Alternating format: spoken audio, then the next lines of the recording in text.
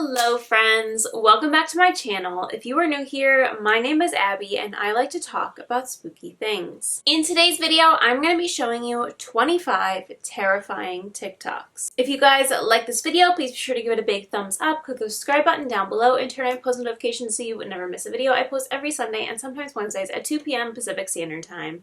And without further ado, let's get right on into the video.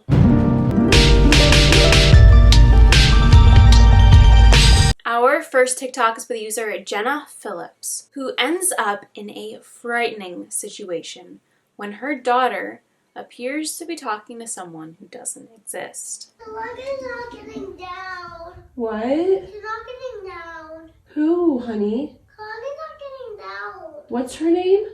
Kalong is not Kalong? getting down. Yeah, she's not getting down. Where is she, honey? Where is she? She's in the living room. She's not getting off the chair. Okay. What would you like me to do about this? She needs to get off the chair because she's gonna fall on her head. Okay. How does she look? It looks like she has makeup on herself. Okay. She's not listening to my words. Okay, go tell her to get down and then see if she gets down. Okay? She. Kalong, can we get down? Okay. Good job. Thank you. She got down. Are you playing with her? Oh yes, I'm using it. She was just there on the chair because I like her to get off so, but she's on. Okay. Kids are just like so scary for no reason. The fact that they're always doing stuff like this, they're seeing things, it's so crazy because it's like you don't know if they just have an imaginary friend or if their imaginary friend is like a ghost that you just can't see. Fortunately, my imaginary friends when I was a kid were Dora and Diego and the purple wiggle guy. So definitely no ghosts that I was friends with as a kid. It's so crazy because you have no way of telling whether or not your kid's just like kind of creative or has a big imagination and just has some like imaginary friends, or if they're like actually seeing something or someone or what have you, and it's not just in their head. I don't know, the way the situation was laid out though, I definitely think I'm leaning more towards like, this is not an imaginary friend. It seems like she actually was seeing someone. At least that's what I feel about this. And it seems like the mom probably is leaning that way as well because she seemed pretty darn freaked out by this. Our next TikTok is with user Lean Pat. She tells us about a spirit that tried to kill her in her own home. 6 years ago, a medium told me if I did not leave my house, that something was going to kill me. Summer 2018, I moved with my son to North Carolina where his dad was stationed. He had been living in the house that we were renting, but we didn't have anything, just the couch that we were sleeping on for a little bit because we were gonna order a bed and it was not gonna get there until November. So we decided we were just gonna sleep on the couch. Every other room was completely done and ready to go. 2 weeks later, I started at my new job at Lux Salon in Raleigh. I started the same day as a girl named Veronica. Found out the day before I started that I was pregnant with my daughter. What's relative about that is at night, when you first are pregnant, when you're pregnant the whole time, you have to pee a ton. And my husband at the time and I were sleeping on the couch because we didn't have a bed until November, and it was September at this point. And so the first time I have to go back to the bathroom in the middle of the night, my eyes are adjusted, I sit up, and I start walking towards the bathroom, which is like down the hallway. And I feel a heaviness, and then I feel like I'm walking through a black shadow. I freak out, I flip on the light really fast. Obviously there was nothing there, and I kept that light on. The first instance of something like spooky happening, but at night things would fall off of the walls and it was terrifying to me. So I'm telling everyone at work, like, you know, I'm the new girl, I'm weird, but I have all this stuff happening to me. So I'm discussing everything, and Veronica's like listening and stuff, and we're becoming, you know, like buds. She's clocking it. I didn't know her mom was a medium, and she didn't disclose that, nor do I think that necessarily she told her mom any of this. One night it got really scary because it was like 8 o'clock at night. We're around the dinner table and there's banging on the side of our house. And there's no windows on that side. So I text my neighbor. I was like, hey, are you banging on the side of the house? She's like, oh my gosh, no. And then suddenly the banging was upstairs above us and in my son's room. My son had been screaming like twice for whatever reason at night, which is very unusual for him. So that freaked me out too. So my husband runs upstairs and he can't hear the banging, but I can hear the banging. And I'm like, he's like, there's nothing. I'm like, it's banging still. He runs downstairs and the banging is on the side of the house again.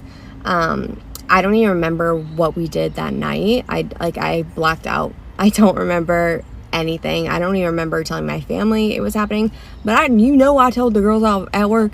Okay. I was like, listen, this is happening and this is creepy. I'm pregnant.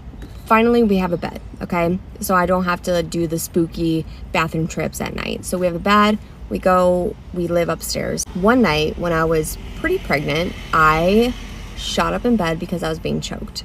And I'm sorry if I'm talking about this like very nonchalantly. This is my 4th time recording this. The last time I recorded it, like just 5 minutes ago, the audio was gone. So I should actually check and see if the audio is working. Okay, it's working. Wake up, I'm being choked. And it's not like reflux like you get when you're pregnant. It's like I felt like someone was choking on me. I sit up so fast. I'm like, it's hard to breathe, but I catch my breath. And I'm like, and I just think, okay, reflux. Because I'm scared. I don't want to admit that there's something spooky going on. I had a relationship with God, but not really. I wasn't praying to him or anything like that. Like the relationship was just not there. I wish I had a relationship at that point because I feel like I would be able to just like cast the demons out. So I tell my neighbor who's like a little bit woo woo, and her best friend is also woo woo. They're like witches, and they're like, listen, there is such a heavy presence in this house. Like it's terrifying. Got my cross, my baby, we've got the windows open, we're saging. I'm saying that Our Father, because I'm Catholic. That's just like what I know. That's all I know. Everything is good and clear until I give birth to my daughter. I was in so much bliss and I started getting very sick. I had rashes all over my body. I couldn't bend my fingers. Like it was very progressive. And I kept getting more and more sick. I went to the emergency room. I went to my OB/GYN. Like no one can figure out exactly what is going on. So I get on this like antibiotic type of thing. And I start feeling good on Friday. Monday, June 10th, baby, is when my AVM bursts. I didn't know I had my AVM at all. So all I think is I have a massive headache. It was to the point where I could not go to sleep. And I have my whole stroke story on my profile. You can go and listen to it. So I'm going to really skip ahead. Go to the hospital in June. I'm home by October. I realized because of my stroke, I can't go up and down stairs. At this point, like I was in a walker for assistance. We need to buy a house. We buy a cute little ranch. And I tell all the girls at work, like, oh my gosh, like I bought a house. And Veronica goes, wait, so you're not in that house anymore? I'm like, no. She goes, okay, my mom wrote you a letter. When I say this letter blew my mind, go to part 2. Okay, part 2 of a medium told me that I was gonna die in my house if I didn't leave. So Veronica gives me this letter from her car that her mom had written to me when I was in the hospital, but Veronica did not give it to me because she was scared that I would freak out. My new house and safe, and it's so much lighter. Like everything feels like I don't feel like I'm being watched all the time. I don't feel like something is out to get me, because I did feel like something was out to get me. So I get home, I read the letter, and my heart fell into my butt. So she had written the letter back in June, and at this point I think it's January that I'm reading this letter. But the letter said, essentially, if you do not leave this house, there is something dark and evil in this house. If you do not leave, you will die. You specifically will die. And I'm thinking, oh my gosh, like everything is clicking together. Something in that house wanted me dead. And I feel like I'm not even getting into detail. It was such a heaviness. And there were so many people that stayed in our house constantly on the weekends that I don't think I've ever even brought it up to them. I would love now to know if they ever felt this heaviness. But like I said in part 1, I didn't have much of a relationship with God. When I woke up from my stroke a week later after brain surgery, the only words I could say were I am. Oh, goosies. That meant nothing to me at the time. But now that I do have a relationship with God, God literally pulled me out of that demonic space. He made it so apparent that I could only say I am to let me know he's got me. He saved me.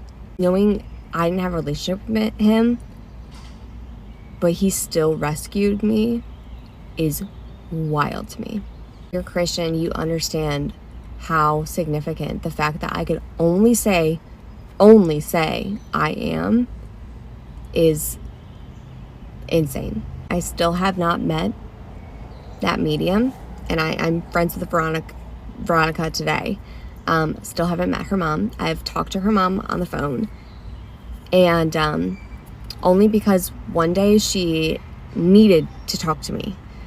I've never talked to her before. I only had the letter from her, but she used Veronica's phone to call me, and she told me some crazy things that I was like, wait, that's not true at all. A week later, it came true. And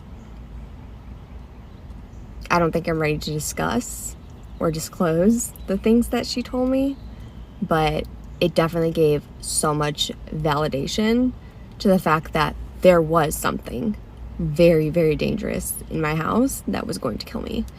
There's 4 reasons that my AVM bursted, and I genuinely believe that I think Satan knew that it was my brain, and he used it to his advantage. You see something? Say something.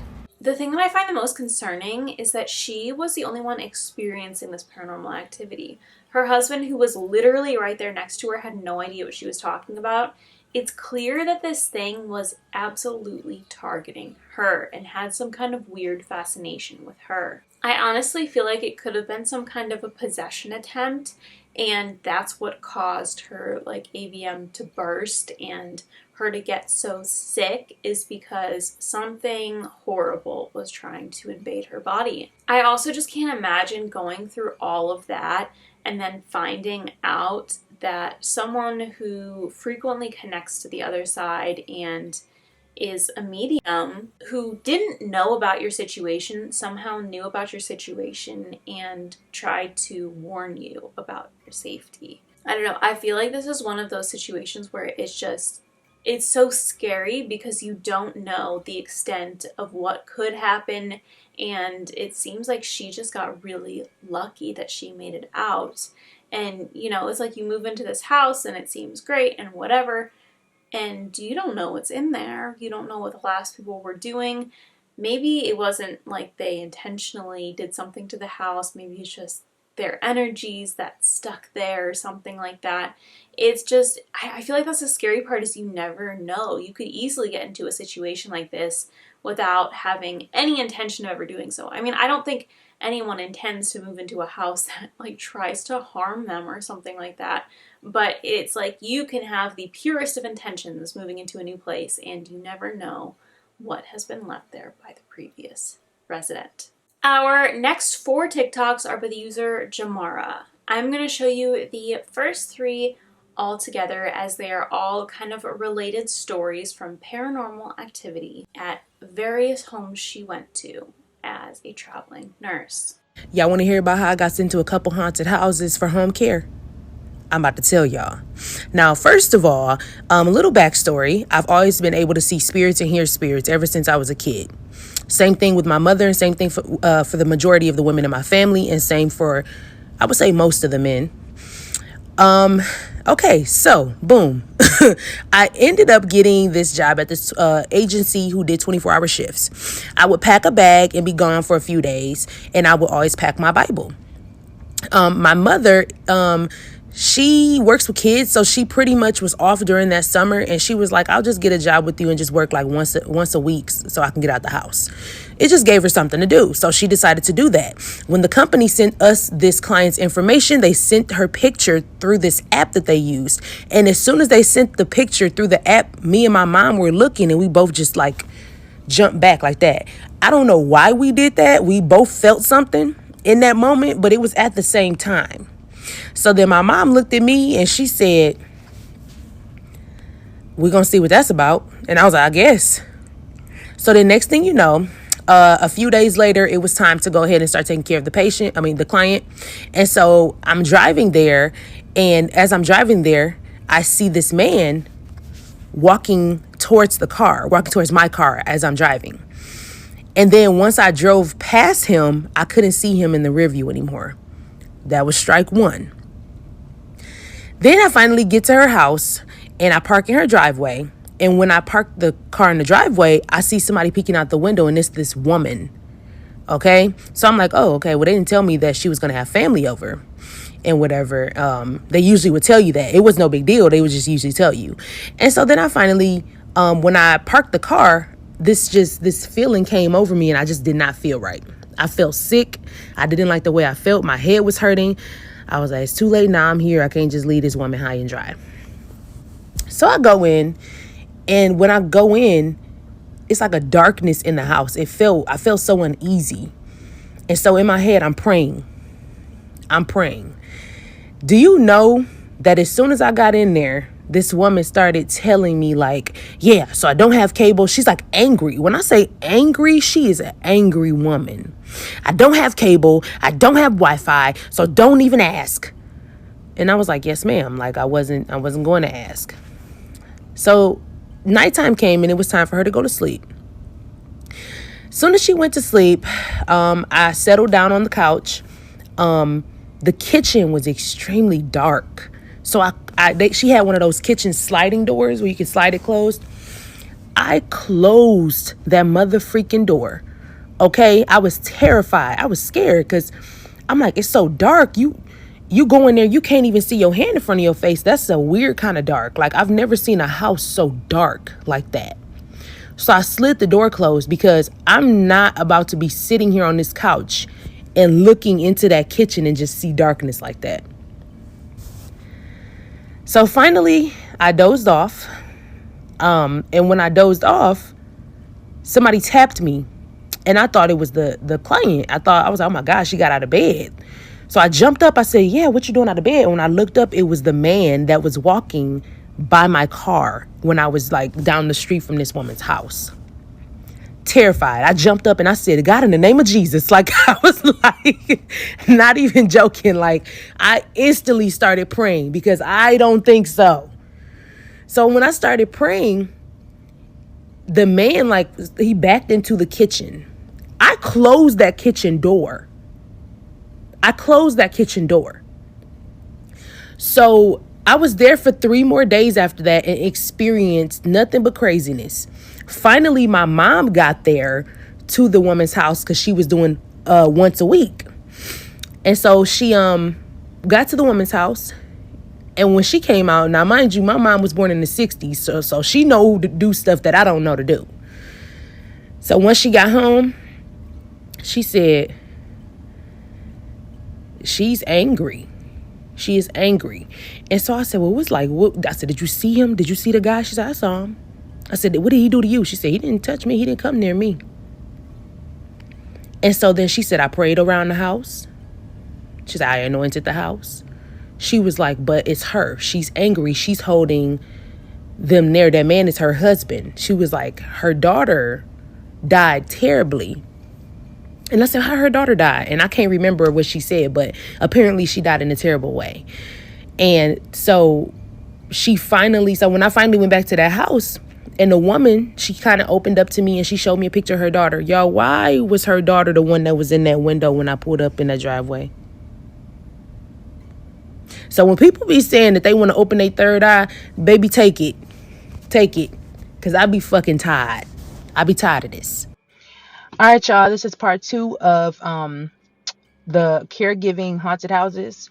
So after that happened with that woman's home, me and my mom requested to be sent somewhere else. My mom went a second day, and after that second day, she, anointed the house, and then she dipped out. We both asked to be sent somewhere else.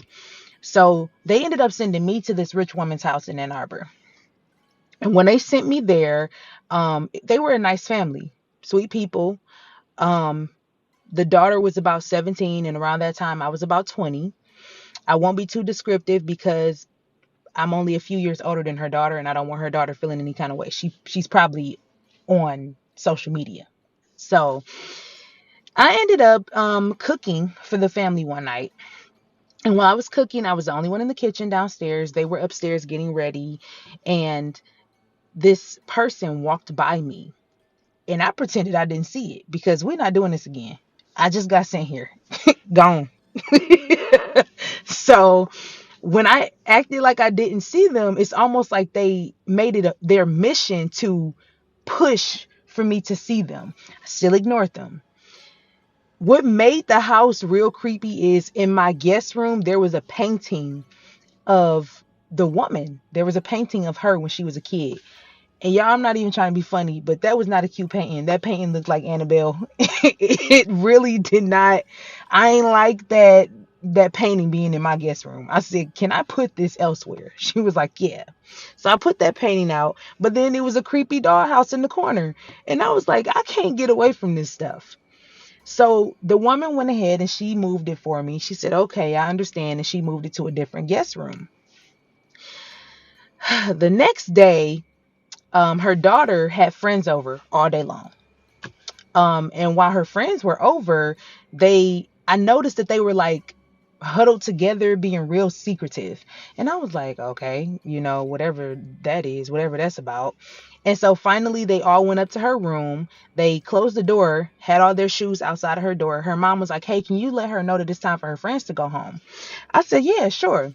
So I go upstairs to let her know that it's time for her friends to go home, that her mom just told me to tell them that. And she said, okay. So went back downstairs, didn't pay no mind to it. I hear like rumbling. The whole house started shaking. And I'm like, ain't no earthquakes in here. Ain't no earthquakes in Michigan. So I start tripping out, and I was like, oh my God, like, what is this about? Then I go up the stairs because her mom was like, I didn't see the kids like leave out. The shoes weren't outside the door anymore. So I was like, maybe they left and you just didn't see them.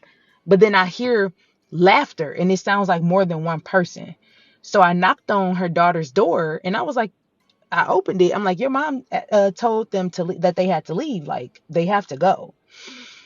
Why, when they got up, on the floor was a Ouija board. Y'all, they had a Ouija board. They was playing with it. And that explains why the house started shaking. They up there touching shit. I was like, what are y'all doing? As soon as that happened, y'all know how I stayed a few extra days at the first person's house? Sis was sitting at the door with her packed bag, because I texted and called the owner at 2 a.m. to let her know, baby, you're going to have to send somebody immediately because I'm about to leave. I don't even play with nothing like that. While I was waiting at that front door, I heard growling. And I immediately ran out the front door and got in my car. And I called the owner and I said, I just want you to know I didn't leave, but I cannot be in that house. I said, so I'm going to wait out here and wait for the next person to come, just so they can't say that, I abandoned my patient. So she's like, okay, all right. They're coming. They're on their way. Y'all, it's a hell no for me. Okay, y'all. So while my mom is preparing to answer y'all questions, let me tell y'all about part 3 of being sent to a client's home care health haunted house. Okay, so I ended up being sent out to Whitmore Lake. Whitmore Lake is this really small town surrounded by a body of water. So before I got sent out there, The owner was like, hey, Jamara, make sure you get your food and snacks and whatever before you go there, because it's really not many places to DoorDash and you can't see. Like, they knew I had glasses. They're like, you can't see. They're like, so just make sure you do that. So I was prepared. I had everything ready. First thing I noticed when I drove out there is they don't have any street lights. I did not like that. So that was strike one. Strike two is I pull up in the driveway of the woman's home, and she didn't have any blinds or shutters. It was a glass house, meaning you could just look like straight into everywhere, everything. Somebody can see everything that you're doing.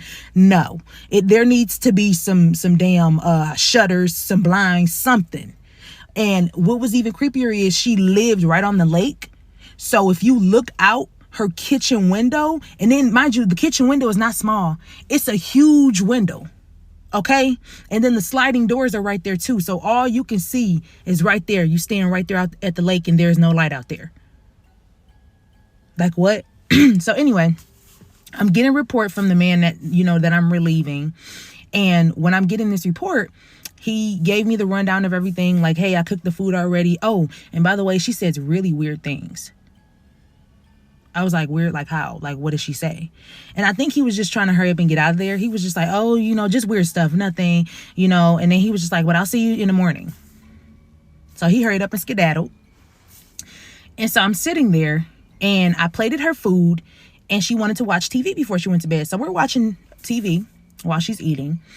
And she creeped me out because then I heard, like, she whispering up under her breath. And I was like, you good? She was like, yeah. I was like, okay. So I shifted my body because, baby, now I'm scared. And so then she told me, she's like, I'm ready to go to bed now. But she said it with such a blank face. There was zero emotion when she said that. She was like, I'm ready to go to bed now. I was like, yes, ma'am. Let's get you ready. Take her in the back. She's getting ready. I finally lay her down. And when I was laying her down, I noticed that it felt like somebody was standing right behind me. So I hurried up and turned. Nobody back there, but I know somebody back there because I ain't just feeling that for no reason. So I went ahead, completed my task of getting Miss Lady in the bed. And she asked me if I could put a pillow behind her back. While I was putting the pillow behind her back, somebody taps like this. So of course I'm like, oh shit. So I'm scared. I'm really scared because I don't like that there are no lights out there for me to see and other people can see and hear because the lights are on, but I can't see out there. I didn't like that. So then I start hearing static on her baby monitor. Okay, there was a baby monitor in the kitchen, in the living room, and in her bedroom. So I heard static and it sounded like people whispering. So of course I'm like, we the only ones here. I know what that means. So finally, before I walked away, she grabbed my arm and she was like, tell him I don't want no visitors tonight. I was like, yes, ma'am, you won't have any visitors tonight. She was like, okay. She kept just saying that. So then she finally rolled over and laid down. Yeah, when I went to the living room, I saw someone out the corner of my eye, but they stayed right there. Didn't pass by me at all. Just stayed in the corner of my eye. And so I started praying immediately. As soon as I started praying, the kitchen table started shaking. And by shaking, I mean that they was shaking that I'm not even playing. They was shaking the heck out of that table. So I went in the living room area. Now, mind you, the living room and the kitchen area, they pretty much shared one another. This is a ranch style house. Okay, there's no upstairs or downstairs. Doesn't even have a basement. And so once I get to the living room, I notice that there are eyes outside of the glass.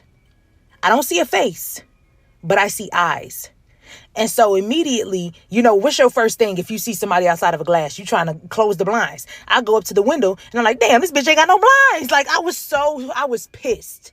Okay, I'm terrified at this point because there's eyes out there. And I was like, oh my God. And so the door, this is the sliding door that the eyes are at. So the door starts doing this, jerking. I ended up going back there to sit with the lady because I'm not about to be out here by myself. So I just sat in this chair that was in her room. And when I was sitting in that chair, this person, this was walking down the hall, stopped in her doorway, and then just disappeared. Once that happened, I knew that she probably was talking about them, that she didn't want no visitors today. So, about 3 or 4 o'clock in the morning, she had to use the bathroom. So I got her up to use the bathroom. And when I got her up, she was walking with a limp at first, like when I first laid her down. Like when I first got there to lay her down in the bed. This time she didn't have a limp. I was like, was you faking it? So as I'm walking her to the bathroom, she turned around and the white of her eyes were black. And I immediately was like, Father God, in the name of Jesus. And I just started praying. And she was like, I'm a visitor. Now, mind you, remember the very first time she was emotionless when she told me she wanted to go to bed. This entire time, she hasn't shown any emotion. But then as soon as she goes to the bathroom, she's showing emotion, talking about I'm a visitor. Smiling. I was over it. I said, okay, we're going to take you to this bathroom. I said, we're going to get you back in this bed. Y'all, soon as 7 o'clock rolled around, 7 a.m., I couldn't wait until that man rode up in there. But he was late. He had texted the owner to let me know that he was going to be a couple hours late. So I had to stay until 9 a.m. with that weird madness. So I'm cooking her breakfast. And as I'm cooking her breakfast, I hear the sliding door opens. So I looked over. She's sitting down at the kitchen table. She hasn't moved a muscle. But the sliding door opened by itself. So you just been waiting out there until the morning to come up in here. So then she started talking. And it wasn't to herself because she's glaring across the table like somebody sitting there. And she was just like, good to see you. I was like, yeah, he gonna have to hurry up, baby, because I'm not staying here no longer. Y'all, didn't they have the nerve to me? We can't find nobody else to replace you, so you're gonna have to stay there. How much you want to bet I'm not? How much you want to bet that I'm not coming back tonight? So as soon as that man came walking in, I told him, I said, I don't know who coming to relieve you tonight, but it won't be me, boo.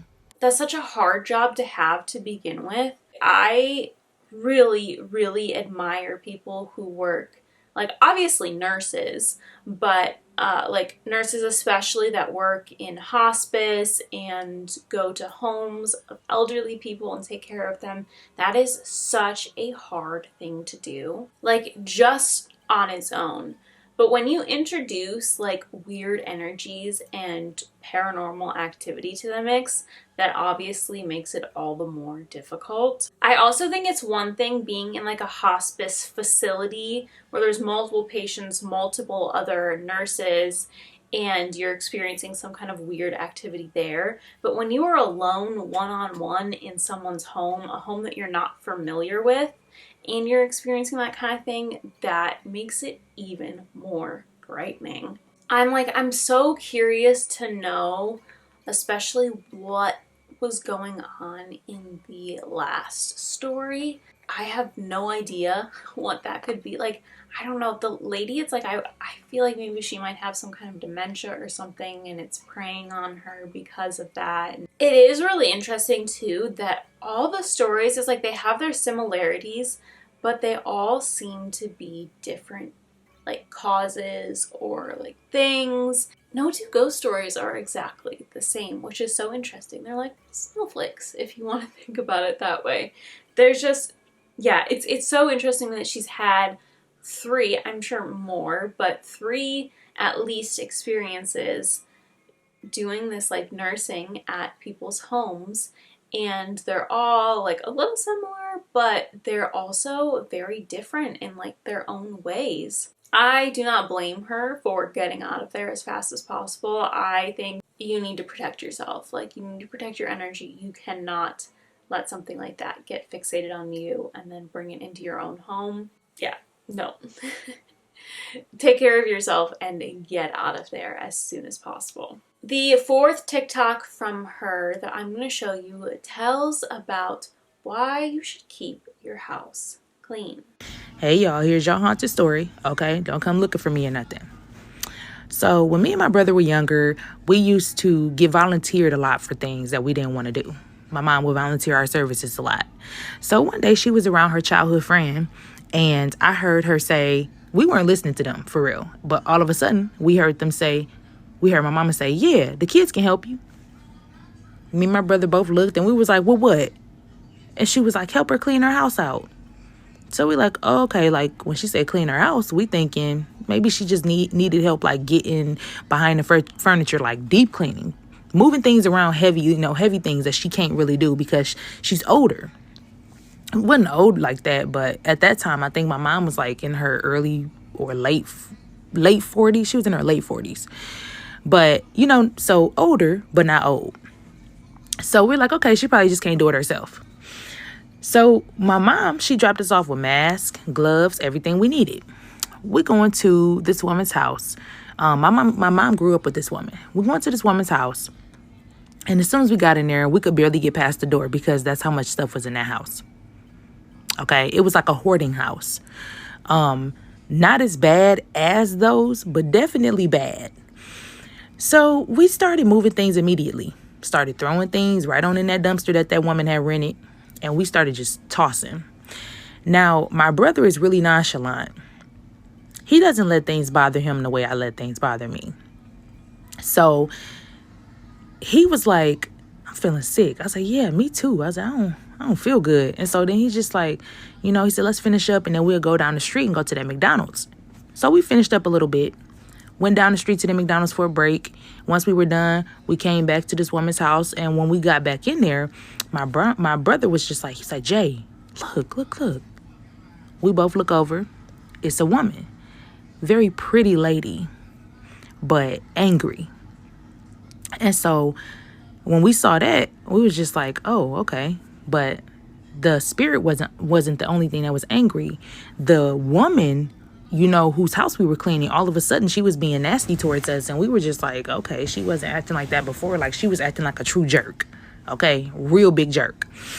So my brother was just like, he's like, well, just ignore her. He said, let's just finish this stuff out so we can call mama to come get us. We go down the basement because she told us she had a lot of stuff down there too. She wanted to, to throw in the dumpster. So we go down the basement. As soon as we go down there, we see this real dark entity, but it's like moving about real fast. Don't want to stop. So we just grabbed the stuff and we going up the stairs, but it grabbed my ankle. And I said, he got my ankle. My brother was like, okay, nah. He said, hey, we got work to do. We my brother, like I said, is nonchalant. He don't care who you are. He's like, hey, we trying to get out of here. So leave us alone. Let go of my ankle. We go up the stairs. But as soon as we go up the stairs, we notice that the darkness in the house and the anger in the house is coming directly from that entity. And so we called my mom, and I'm like, Mom, like, did you notice she had all this stuff in here? And she was just like, what? She got a ton of stuff? I was like, yeah. I'm like a hoarder's house. She was like, you kidding? So she's like, I'm on my way. So my mom gets there, and she looks around the house, and she said her friend's name, and she was like so sad. She said, you didn't tell us that it was this bad. We could have got more help. And so her friend is just like, I didn't want, anybody to see me living like this. I'm embarrassed. So my mom was like, okay, I can understand that. So my mom saw the woman, the female spirit, and she starts asking questions. She says, so who, somebody passed away here? She's like, my sister did. She passed away back there in the bedroom. But then me and my brother told her about the dark one that was in the basement. So my mom was just like, take me to the basement. Took her to the basement. And when she went down there, she was like, that darkness is down there because of all this stuff that you have in this house. She said, they love when it's real dirty or crowded in a house because it's almost like they can hide behind those things. So me and my brother was like, so if your house dirty, they attached to it? She said, yeah. She said, why you think we always moving our furniture around or cleaning? She said, because they get attached to filth. They love filth. They thrive in it. She said, so when it's filthy and it's a ton of stuff laying around, she said they attach to it and they can really thrive in those kind of environments. And they just, they just like, okay, I'm chilling. This is my little space. It's my area. Me and my brother was like, what? So keep in mind. So after that, after my mom identified like the bad entity in the basement and whatever, we noticed that it got more active. And when it got active, it got real active. My mother even stayed to help us, finish cleaning it up so that she could, help the woman bless the house after. When I tell y'all that thing was angry that we were moving that stuff, because it just was bouncing left, right, going back and forth, okay, trying to hide. But it couldn't hide in the filth anymore because the basement started to get cleared out. And once that basement got cleared out, my mama blessed it down there. Okay? I don't understand why they like filth so much, but they do. And I guess that's where that saying comes in, that cleanliness is next to godliness. Because, baby, when I tell you, there was no more entity there after my mom was done cleaning that house, after we deep cleaned everything, threw everything out. It wasn't even there anymore. And that spirit that we saw, that woman's sister that passed away in that house, she was there, but she didn't seem angry anymore. Y'all better clean y'all house. It's so freaky that it's like hiding behind things, just like popping out and going from hiding spot to hiding spot. I hate that. But honestly, it makes perfect sense. I feel like places that are super duper cluttered and have things stacked up, it does feel a little bit creepy. Like this room specifically, this was like kind of like my dumping room when I was moving in. That if I had something I didn't want to deal with and I didn't want to see it in my living space, I stacked it up in this room. So when I come in here at night to like grab something and I'd see all the boxes stacked up, it like felt kind of eerie. I was like, oh my god, is something hiding behind that stack of boxes? It's a very good bird, Oscar. And now that I've unboxed everything and my studio room's all put together and nice, it's like, it's so cozy and I love it in here. But it's like the stark difference of when there was just boxes and things piled up everywhere and I felt like almost like nervous to come in here at night. But now I like love it. It's so cozy. It's amazing how clutter changes the vibe of a place. And I guess gives hiding spots to dark energies, potentially. So, clean your houses. If this is not motivation to do a little spring, early summer cleaning, then I don't know what is. Our next TikTok is by the user Casey, not Anthony.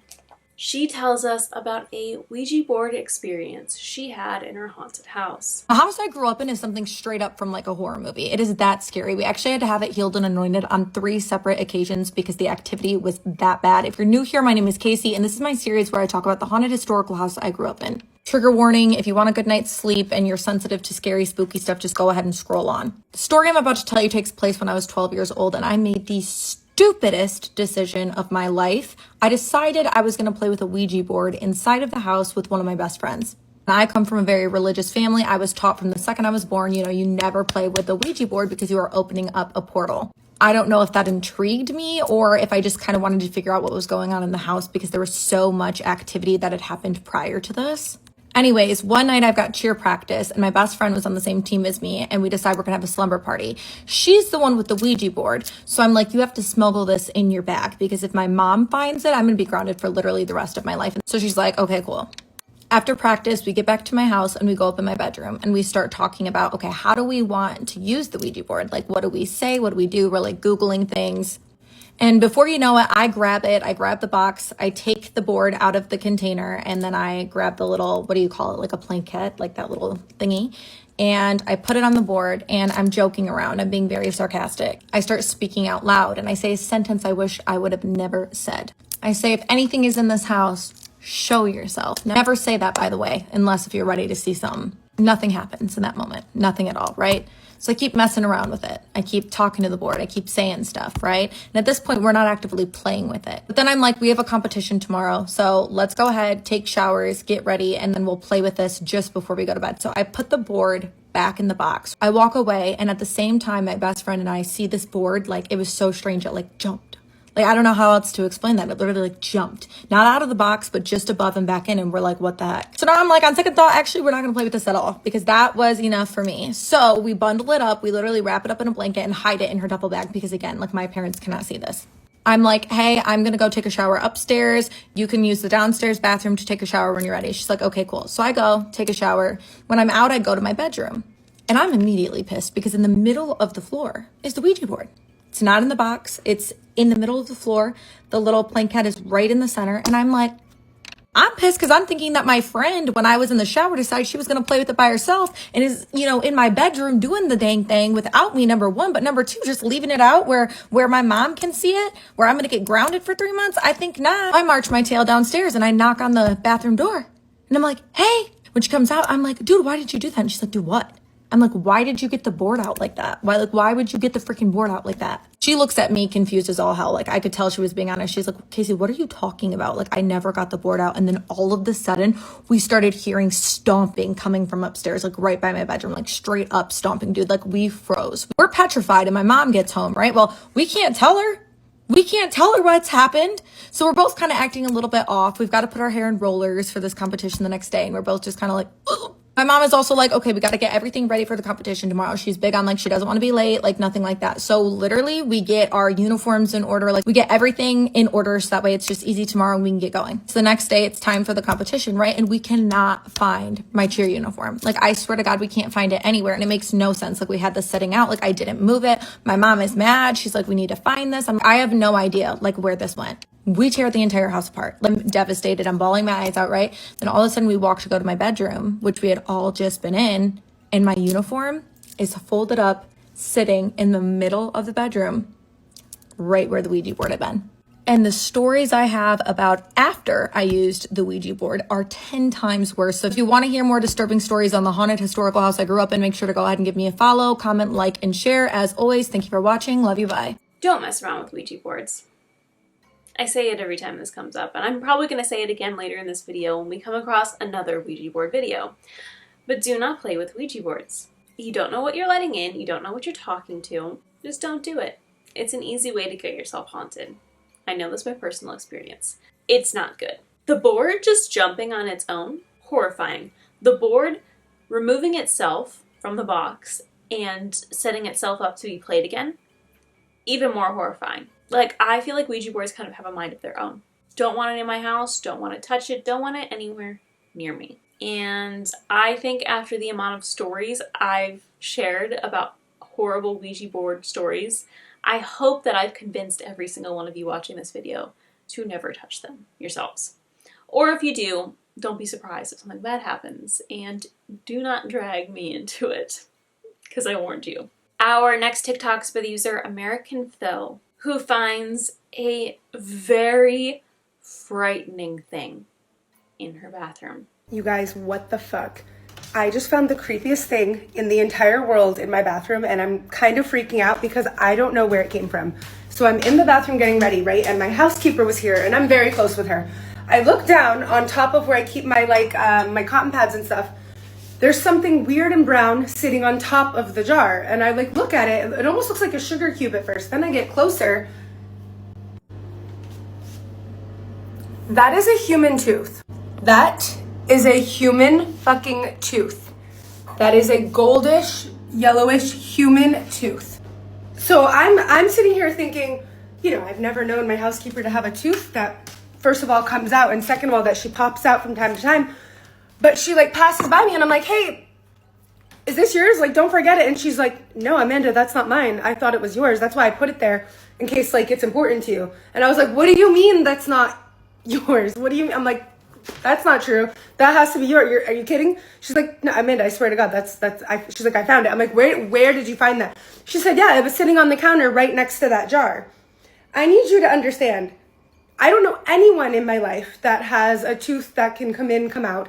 Second of all, no one has been here that would have the opportunity to be removing teeth. No, this is actually concerning. Where did that come from? Because I am in that bathroom all the time and I'm very clean. I would notice if there was a tooth sitting on my counter. She said she found it right on the counter next to that jar. I opened that jar every night to take out a cotton pad to do my face. Who was in my house? You're telling me someone broke into my house and removed their tooth and left it there? Because that was not there before. She found it on the counter. Guys, I'm actually getting kind of scared. That's the weirdest, creepiest thing. What do I do? What do I do? What would you do if you were in my shoes right now and you found a really creepy human tooth on your counter that was not there yesterday? Did someone, what, it's the dentist burglar? Like what? I'm like at a loss for words right now. I don't know what to do. I will say I have a weird fascination with like teeth. Like I think teeth are sick.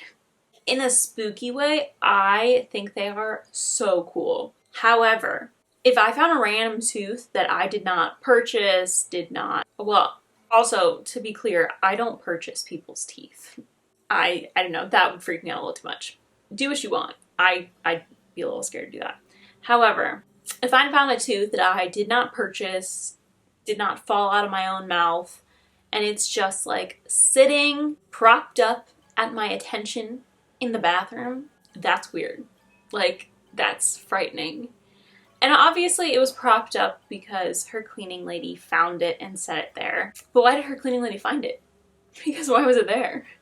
Like, that is so weird. And the fact that she didn't even question, she's like, oh, this must be important to her, and she just set it up. Like, I don't know. If I found a random tooth at a client's house that I was cleaning, I'd be a little like, huh, okay, this is weird.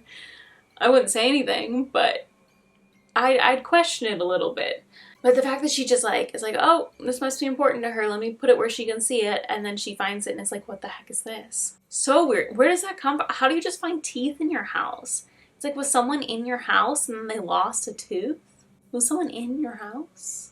I think it's just really, really horrifying, because why are you finding a random, like, massive tooth in your house? I don't know if she has pets or not. Obviously dogs, I'm assuming cats too. Never had a cat, but I'm assuming cats as well, when they're kittens, lose teeth, because dogs do. It doesn't look like it would be like a puppy or a kitten tooth. It seems like an adult human tooth. I mean, when Oscar lost his baby teeth, they were a lot smaller than that. Half the time he ate them before we even had a chance to find them. But the ones that we did find did not look like that at all. They looked like baby children teeth sized. So I don't know what the heck that is, but I would be afraid of like some kind of a curse after finding that. Our next TikTok is with the user Dalton RJ, who tells us about a really weird experience he had on a walk. Tell me a ghost story that sounds completely unbelievable but is entirely true. I'll go first. So this is one of the scariest encounters that I've had with a demon. Yes, you heard that right, a demon in my life. This happened 4 years ago on the 4th of September 2020. It's also not helping that it was in the midst of the Hungry Ghost Festival. So my friend and I were finding our way to the East Coast Hawker Centre. And as you know it, East Coast Park is by the highway, so there's a lot of different ways to get to the park. Not sure if you guys know about this, but there's this roundabout by the highway that would lead you pretty much very close to the hawker centre. I don't know who built this place, but there's basically 2 pedestrian ways that you could use, and the other side was the one with the stairs that will lead you straight down to the park, while the other side leads you straight down to literally nowhere. And we were obviously on the wrong side of the path because Google Maps do not trust that shit. So I took a story of that place, and remember this video, okay? We're trying to get to East Coast, but I am not going down there. So we were halfway down and we felt a lot of cobwebs covering us, and I don't know, my gut feeling just told me like, dude, you should not go down there. Do not go down there. It's just don't go down there. So I trusted my gut feeling, and it didn't help that like I felt an immense sense of dread and the air getting very, very heavy, and I just felt like we shouldn't be there. So I wanted to turn back. I was thinking that there will be maybe like an underpass below, you know, but like it's pitch black. I don't think there will be a path down there. And even if there was one, I don't think I want to go through that shit. And my friend here is afraid of these kind of things, so I had to convince him that we should not be going down there and we should find another way. So now that we know that that's not the path and it was actually the other side of the road, we made a U-turn and went over to the other side. Fast forward to the time when I reached home, which was like 1 a.m. I have 3 friends replying my story. These 3 friends are very sensitive to the spirit world, and 2 of them can see straight up. So the one I could feel straight up told me, bro, get the fuck away from there. There's something evil down there. The other two were telling me straight up, don't you see that thing standing right there? And I was like, I don't see shit, but I felt a lot of shit, so that's why I want to run away from there. Both saw the same thing, but I was talking to one of them on WhatsApp. Let me show you the convo. So I thought it was the shadow people, but my friend said it was not. So this is probably the scariest part. See the part when Katrina said she can't really see it anymore, and that she could only see the figure clearly, but suddenly could only catch a glimpse of the cloth, and that it really had long hair. Literally right as we were having this conversation, the Quranic verses frame in my room literally just fell right behind me. Now you guys can see that part fell off, right? Let me demonstrate to you what the hell happened, okay?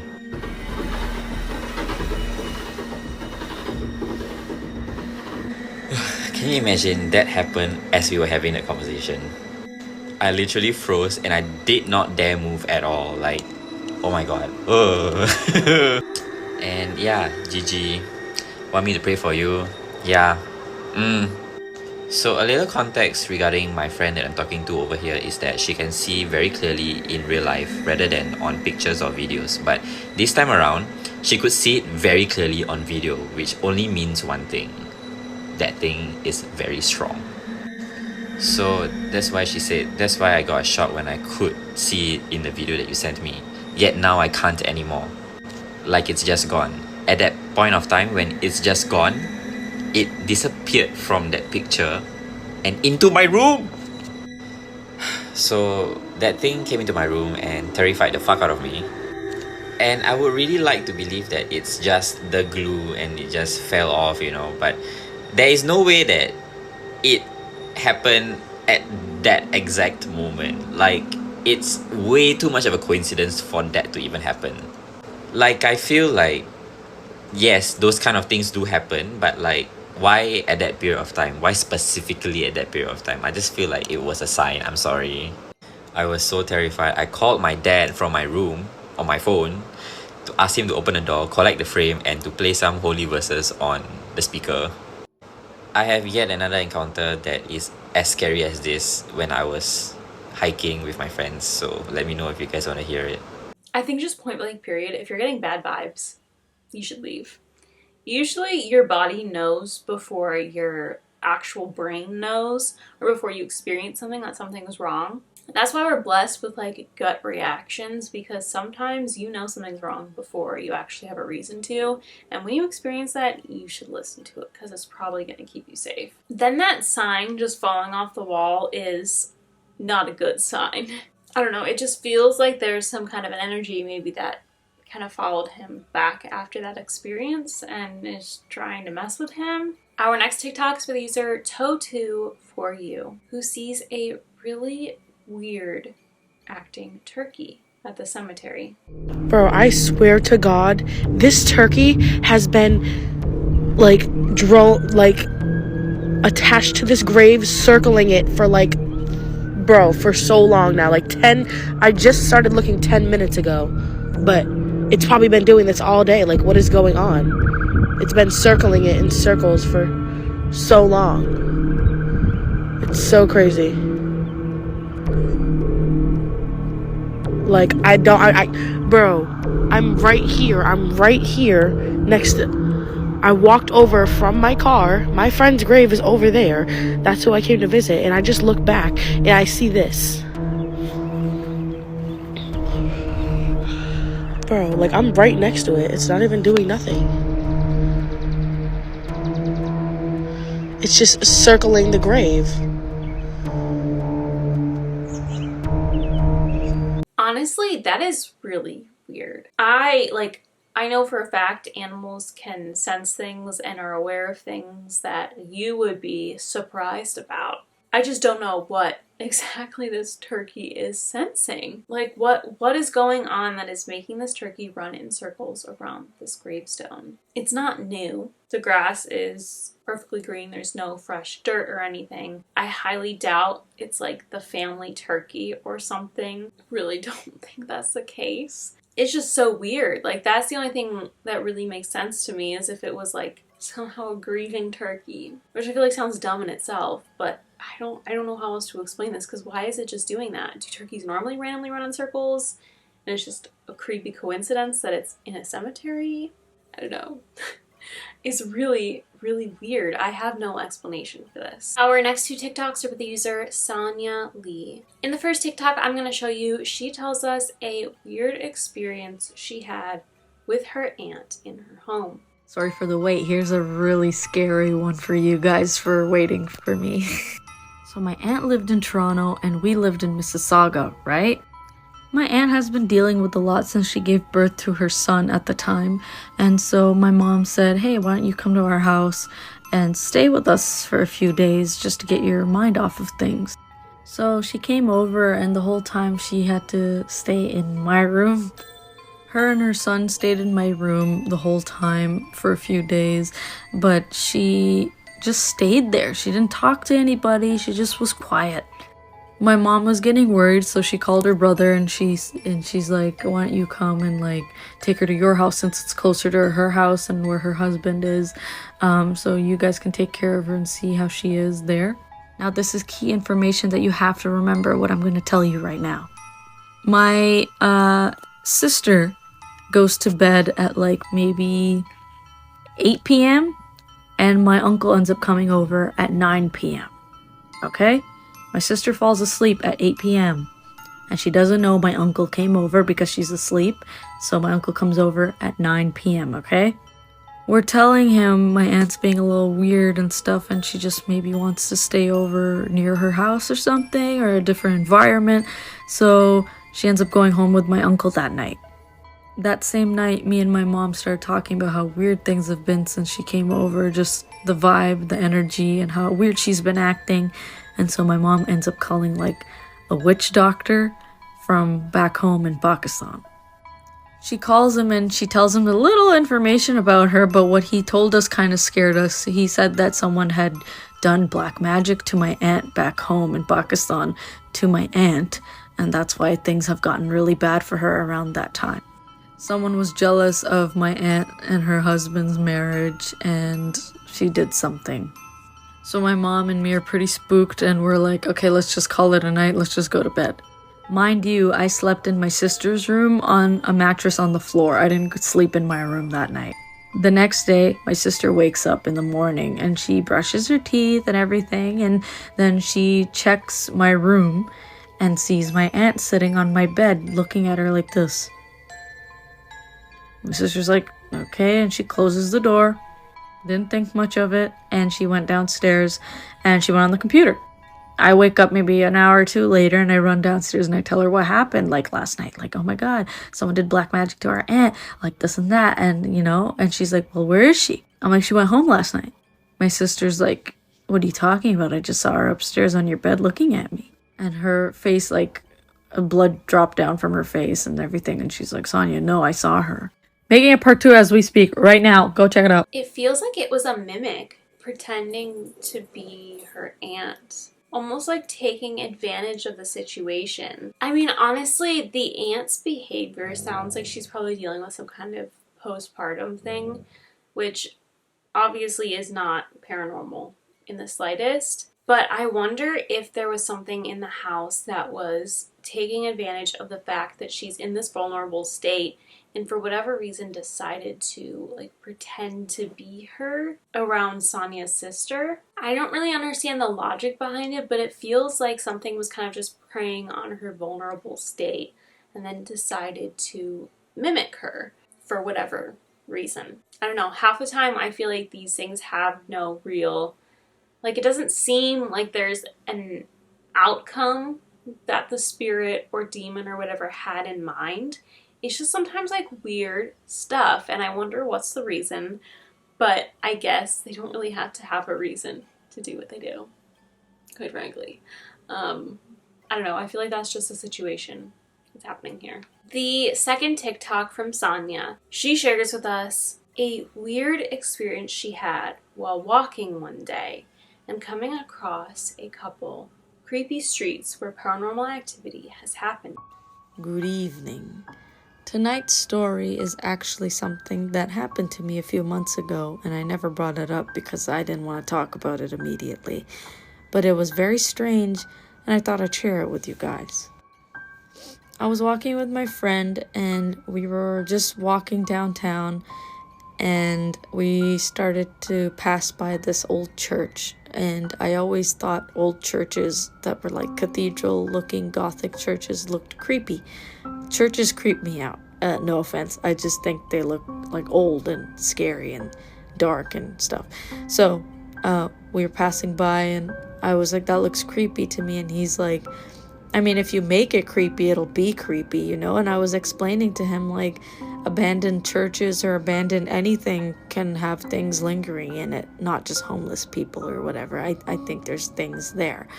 So we started talking about ghosts and spirits and negative energies and dark things, you know?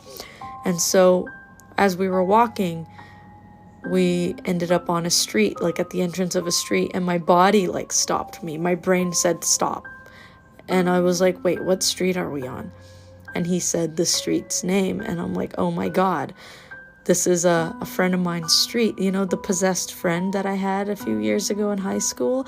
Well, this is the street where it all began. And so I said, immediately, I'm like, no, I'm not going down this street. It was night out. And I said, I'm not going down this damn street. We're going around. We're not going down the street. It's very creepy. And he said, okay, like we won't go down the street.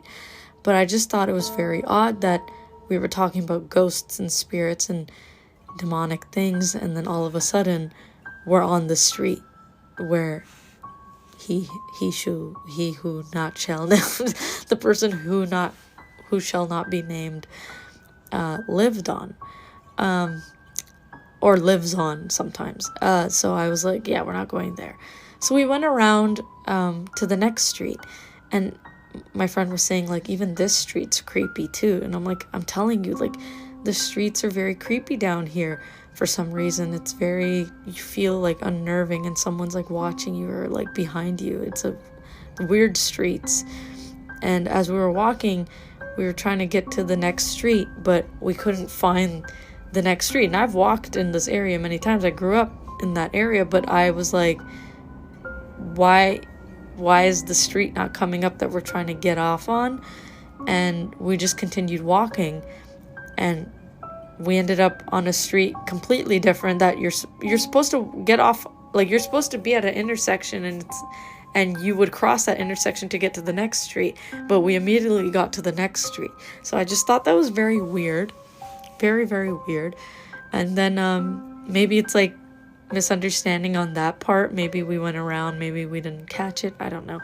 And then I went home, and my mom was like, the next day, she was like, I had this weird dream about you. I'm like, what happened? She's like, that guy in high school, something, you got scared. You were with your friend, and I saw him in your dream, the guy from high school that was possessed. Mind you, my mom gets like very spiritual dreams, and she's kind of like in touch with the veil of the other side through her dreams. And so she was like, I sensed your fear at night when you were walking with your friend, and you saw an old friend of yours' place or something. He was in the dream, and you got scared. And I felt that fear. And I'm like, did you know what happened to me yesterday? And I told her, and she's like, what the hell? I didn't even know that. I didn't even know. And I was like, that's weird. That's really weird. So, yeah, I don't walk down that street anymore. And I'm glad I didn't that night, because my brain and my body told me to stop, and it knew, you know, it was weird. But, you know, I can't get scared and can't let these things, you know, hold me back, you know. But yeah, just thought I'd share that one with you, because it seems like weird things tend to happen sometimes. Anyways, stay spooky, and I'll see you in the next one. Bye. This reminds me of something I talked about in another video, and I cannot for the life of me remember what it's called, and Googling has not helped me either.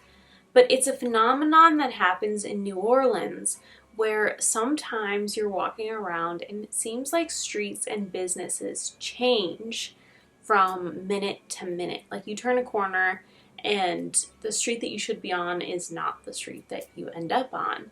And it sounds like she's having a similar experience as well. And obviously New Orleans is very well known for the paranormal. And if she's in an area that has a lot of creepy, weird things going on, it could be something very similar to that. And maybe almost trying to like keep her lost and vulnerable in that way. However, I think it's so interesting that her mom had the dream about the kid who was possessed as she is walking past his street.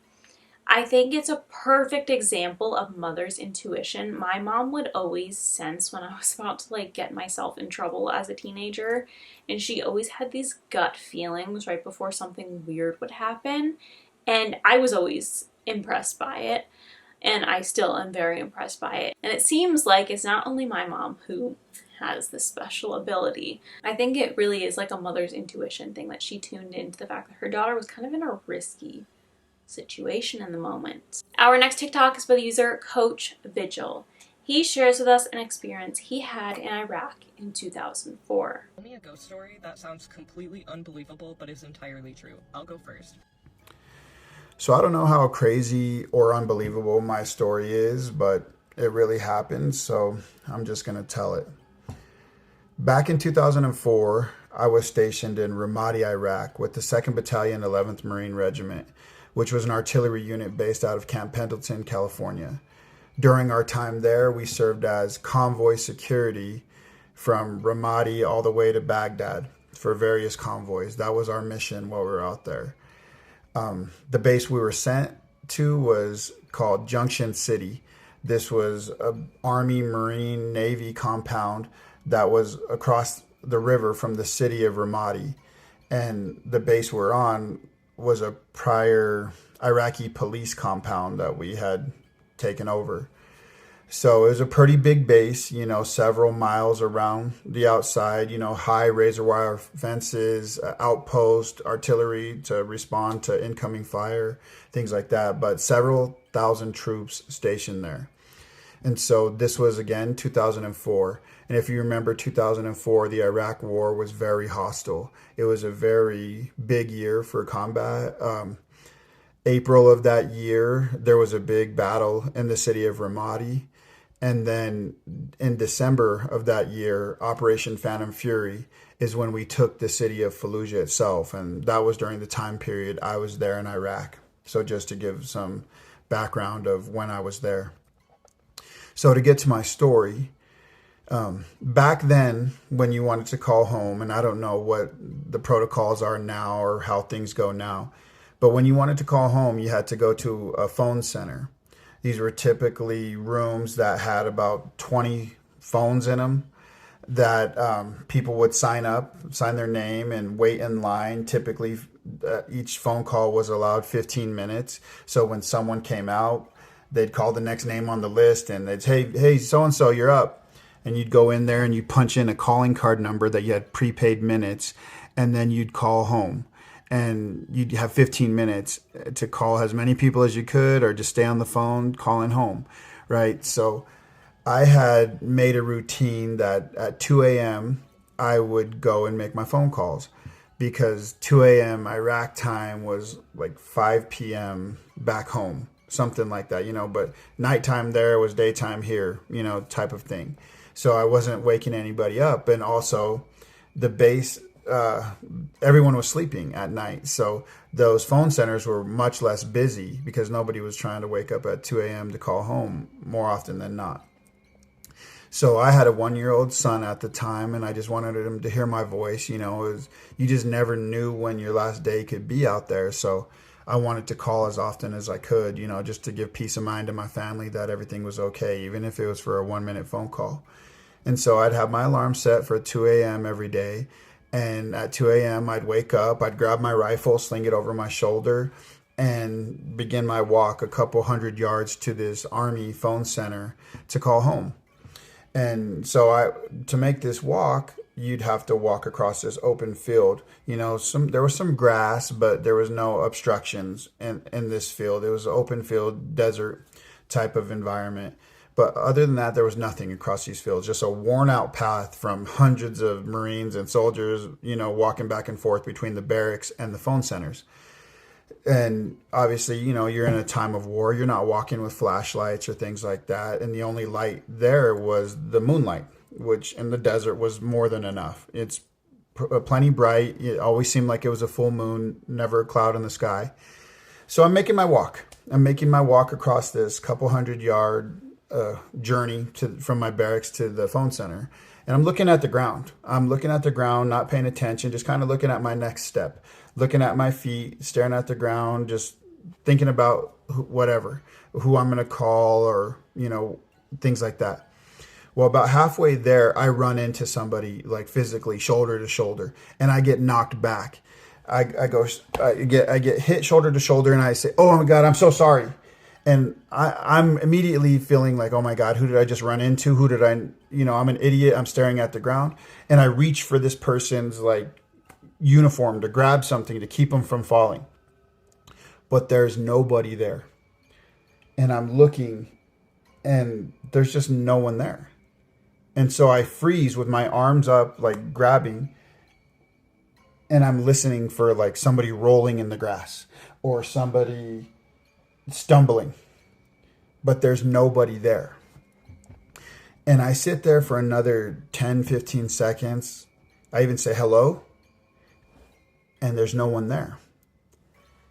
And so I don't spend a whole lot of time because now I'm kind of like embarrassed. I'm like, I wonder if somebody is watching me like talk to myself in this open field. So I just continue walking. So I walk another 100 yards or so, and I get to the phone center. And when I get there, the door is padlocked, and there's a sign on the door that says, this phone center is out of service until further notice. So for those who were out there, who were deployed, or for those who don't know, when that happened, it was typically because there were casualties on the base that particular day, or the day prior, or recently. And they shut the phone centers down as a way to make sure the news of the fallen soldiers or the Marines doesn't get back to the next of kin before they could do it properly. And so it was a common thing in 2004. It seemed like every other week the phones were down 3, 4, 5 days at a time, which, isn't a big deal if you're considering the alternative to being one of those casualties. And you completely respected those families and your phone call, minor inconvenience, but you would always, your heart would always be with those families who were getting that news about their loved ones. So the phone center was closed, which it often was. And so I'm walking back, mild inconvenience that I wasn't able to make my phone call, but I'm sitting there thinking to myself, what if the person I ran into, the spirit that I ran into, was a soldier, Marine, sailor who was going through their routine still of calling home, and they didn't realize that they had passed. And that's who I bumped into that day or that night on my way to make my phone call. And I've never forgotten that. And sometimes it gives me chills thinking about. I never pinpointed the day. I never pinpointed who the casualty might have been. But yeah, that's what happened to me, and it was very real, and it happened. So there's my story. It honestly really does sound like maybe that's who he ran into. Obviously, he ran into some kind of a spirit.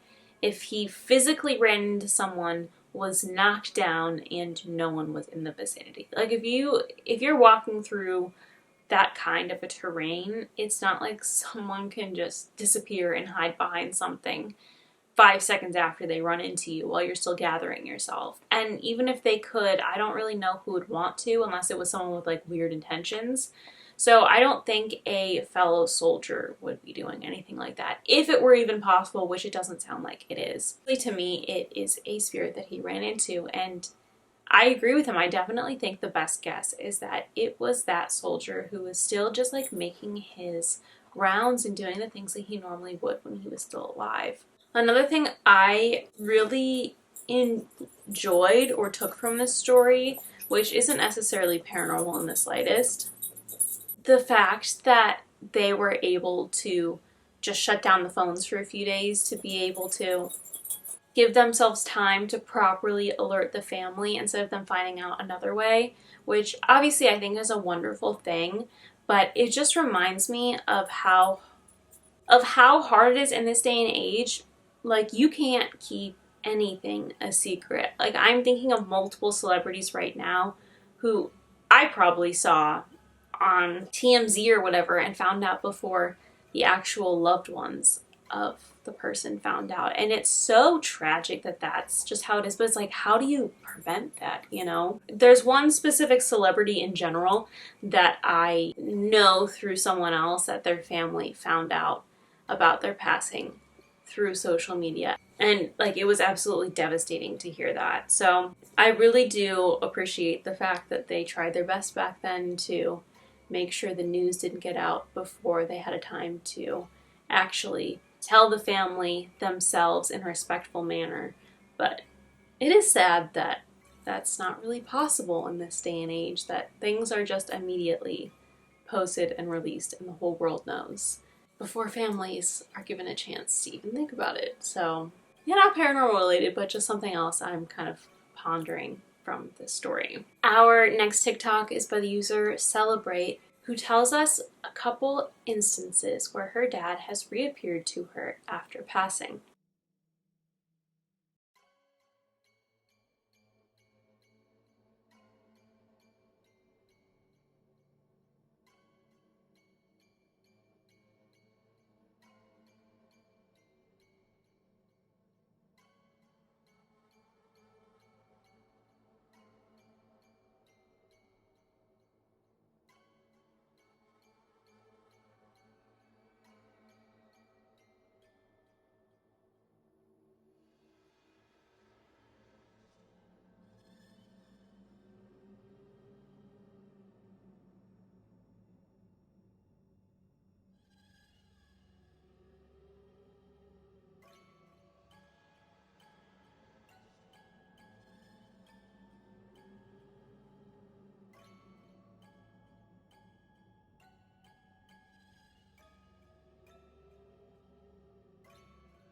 One of my first thoughts really is that it's sad that it seems her dad exploded that like porcelain thing he gave her. I mean, I'd be pretty bummed about that. That it's like one of the things that my dad gave me and now it's gone forever along with him. I'd be pretty bummed about that. But also, it does send a clear message of like, listen to your mother, you need to go to bed.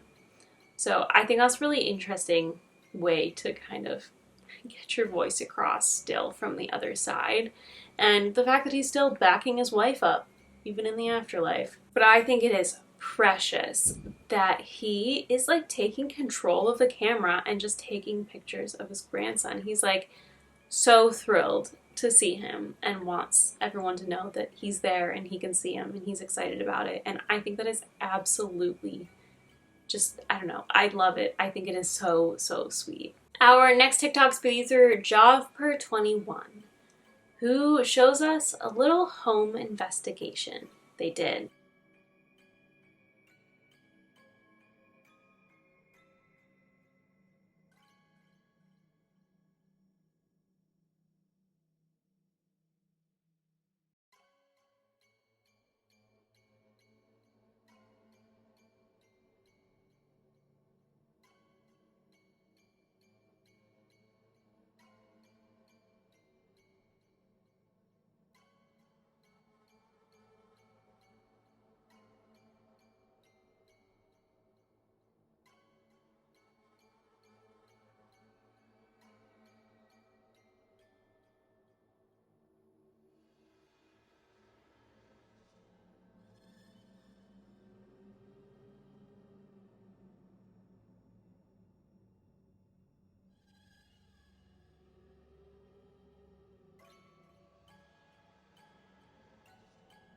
I will say I am not 100% certain I believe that these ghost detecting apps and filters work. I'm actually very skeptical of that. I feel like it's 100% possible that the app could just be programmed to say weird things at odd times to make it seem like it's random, so it has to be real. So I can't guarantee that any of this is true.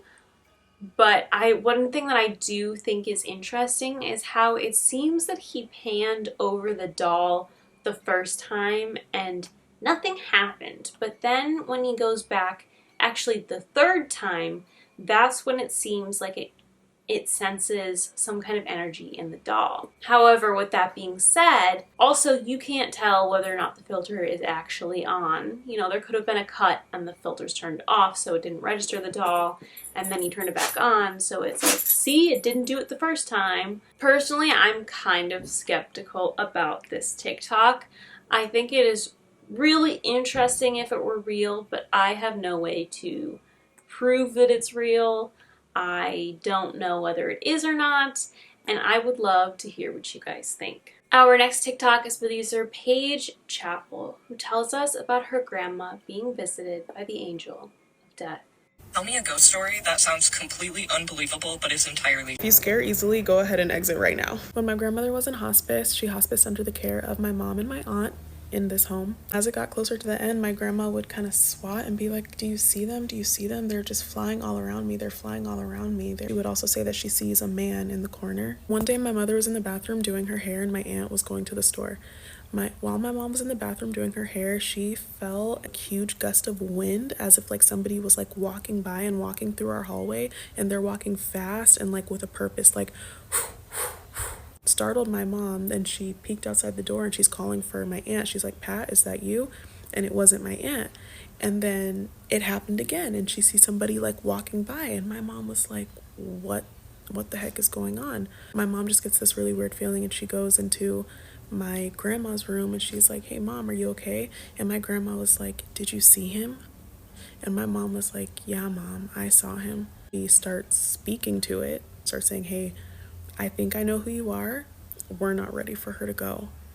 And my mom said that it was a cloaked figure, like a pale cloaked figure with like a button-up shirt with a high collar, like ruffled high collar up to here, ruffles on the sleeves, and like a hat that Abraham Lincoln used to wear, like a top hat, like a few days past. My grandma is watching Judge Judy because that's what my grandma loved, Judge Judy.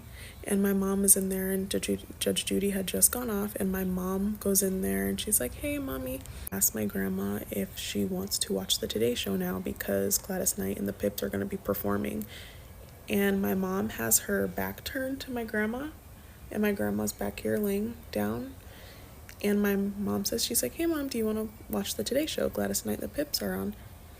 And my grandma said, no, he's here. And my mom says, who's here, mom? And when my mom turned around, my grandma had passed. Like my grandma was dead. She was gone. She said, no, he's here. And she was gone. It was the angel of death. The angel of death came and took her soul. Yeah, he's here.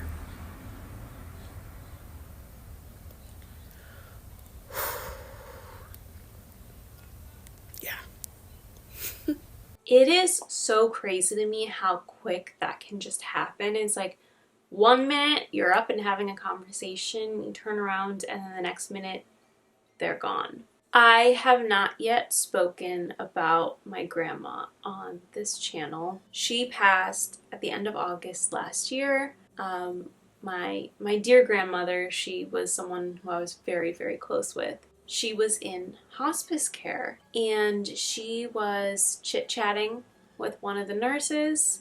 They were having a normal conversation.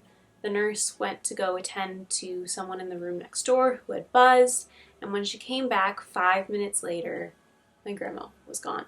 They had been having this absolutely normal conversation, chit-chatting. She was lively, she was aware, like again, conversing. Walks out, comes back in, she's not with us anymore. And before this, she had seen family members that are also no longer with us in a room having conversations. It's so interesting to me. People who are more in tune with the other side tend to have these deeper experiences and just kind of like, it's kind of like a switch when they go. To me, like, my grandma always felt like she was definitely very spiritual, and it sounds like her grandmother was as well, and that's probably why they were kind of like able to sense these things before their time actually came. But I did want to make those comparisons that both of our grandmothers, it seems, had a very similar situation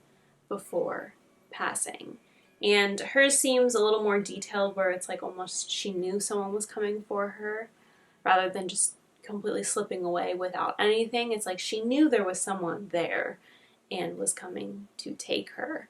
Yeah, it's like, it's really interesting to me how certain people just have these experiences, and it's almost like they're back and forth, before they finally officially cross over. And yeah, I don't know, it's so interesting to me. And I think for sure situations like this are what really make me believe that there is an afterlife, and that our loved ones are all around us and they're communicating with us at times, and we just are oblivious to it. Because if, as you're crossing over, you're seeing these people and they're welcoming you, but I'm not ready yet, and then you're still here, and it's like they're around you, and you're just able to see them and see, like, the veil thins as you get towards the end of your life, is what I'm trying to say.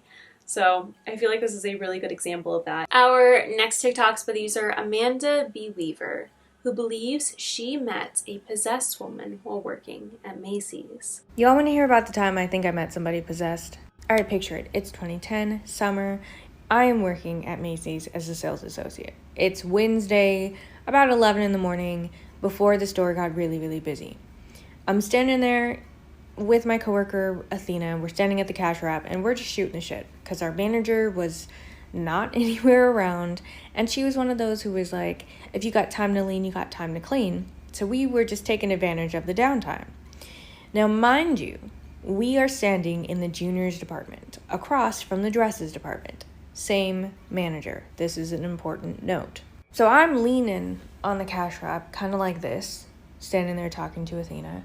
All of a sudden, she pulls a face. So I whip around thinking it's our manager.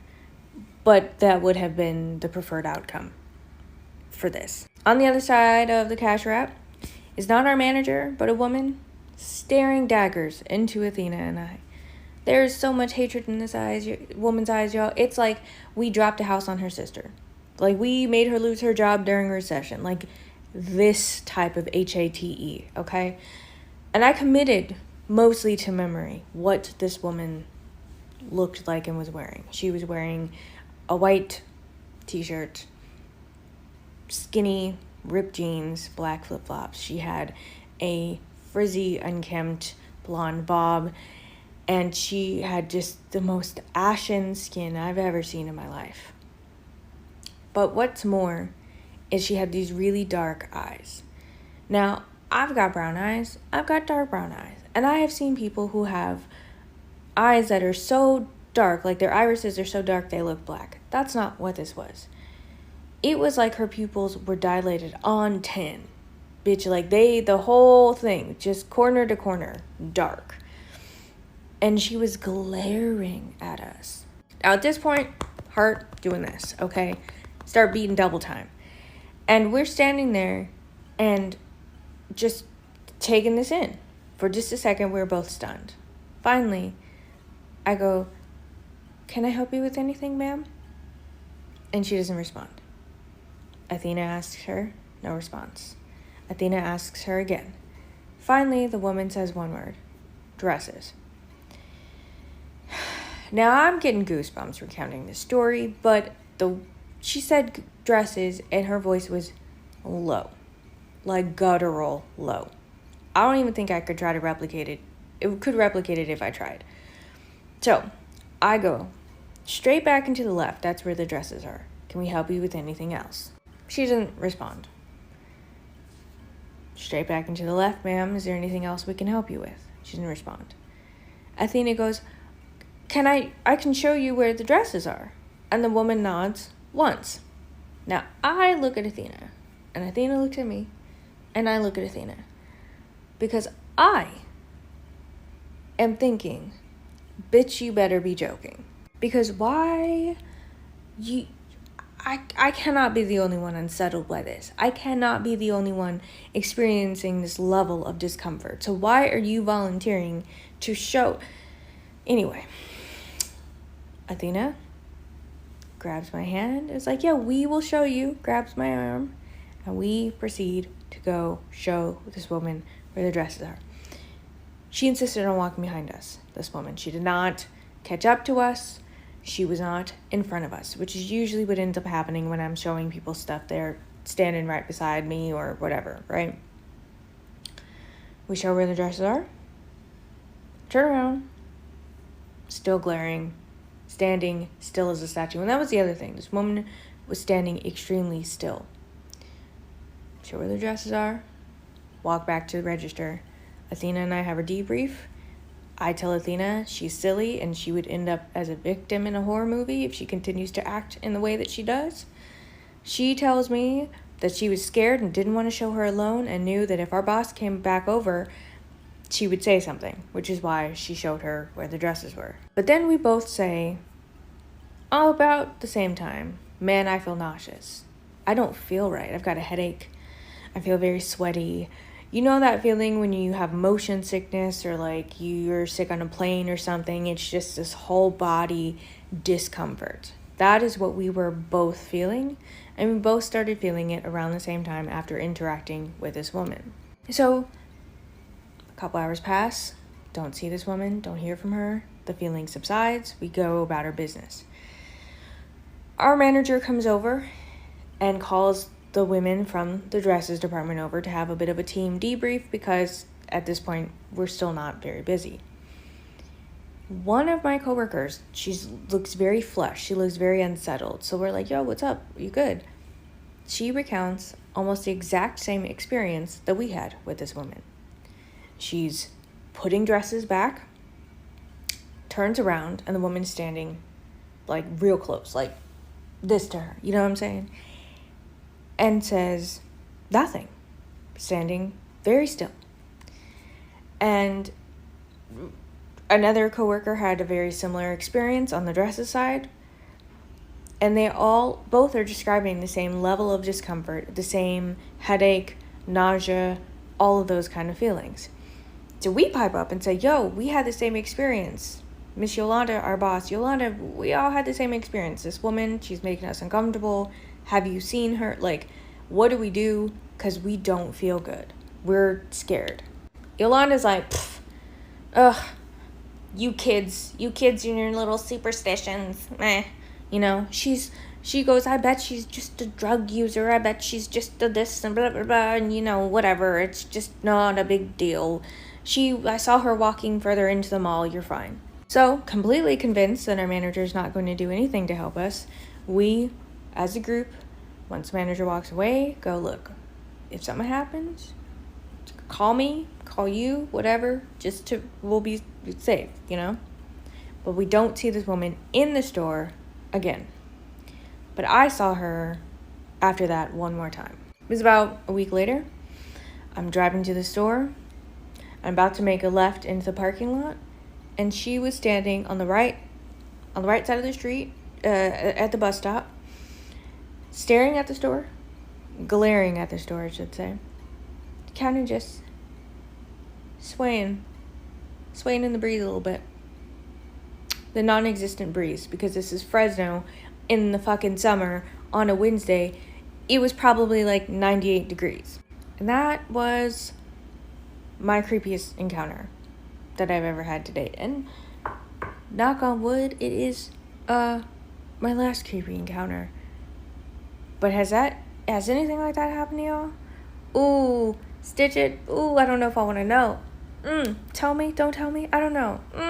I'd like to point out that it's not just her. Like, there's a couple people who are vouching for the fact that there's something really off about this lady. It's not just like, oh, someone who makes you a little uncomfortable. It's like, this is weird. This is really, really weird. And I hate that their boss is like so rude to them and also just completely doubtful of the situation. And then almost at the same time degrading that woman too. It's like a perfect storm. It's a lot of weirdness going on in this video. I feel like there's some people that you just get a really weird vibe from. There's a difference between someone who's just kind of rude and or just not a people person where they're just kind of like awkward. But there's a difference between that and just like nothing behind the eyes. Cold, evil vibes.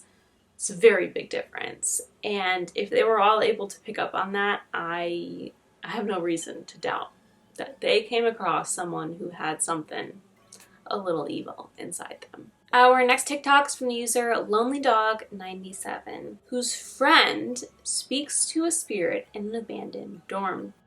Alright, I got a scary story for you. This is a true story that my coworker told me one day when we were sitting around on break having a conversation about whether or not we believed in ghosts, and it genuinely freaked me out.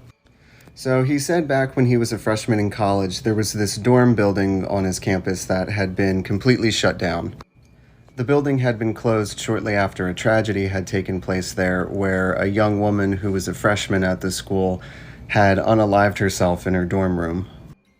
So one night my coworker and one of his college buddies are just sort of roaming around campus looking for something to do when they suddenly find themselves by this building. Now, they had heard the story about what had happened in there, and they knew that the school had closed the building off to any students, but being young, adventurous college kids, they kind of looked at each other and were like, screw it, let's see if we can get in there and explore the place. To their surprise, they actually managed to get into the building pretty easily. And once they were in there, they saw that most of the furniture had been cleared out, lights were off, and even many of the doors inside were deadbolted. So it was clear that no one had been living in that building for quite some time. So they continue exploring the place, just walking up and down the halls and checking out the different rooms, or at least the ones they could get into. Eventually, they found themselves on this one floor of the building that had pretty much nothing but dorm rooms.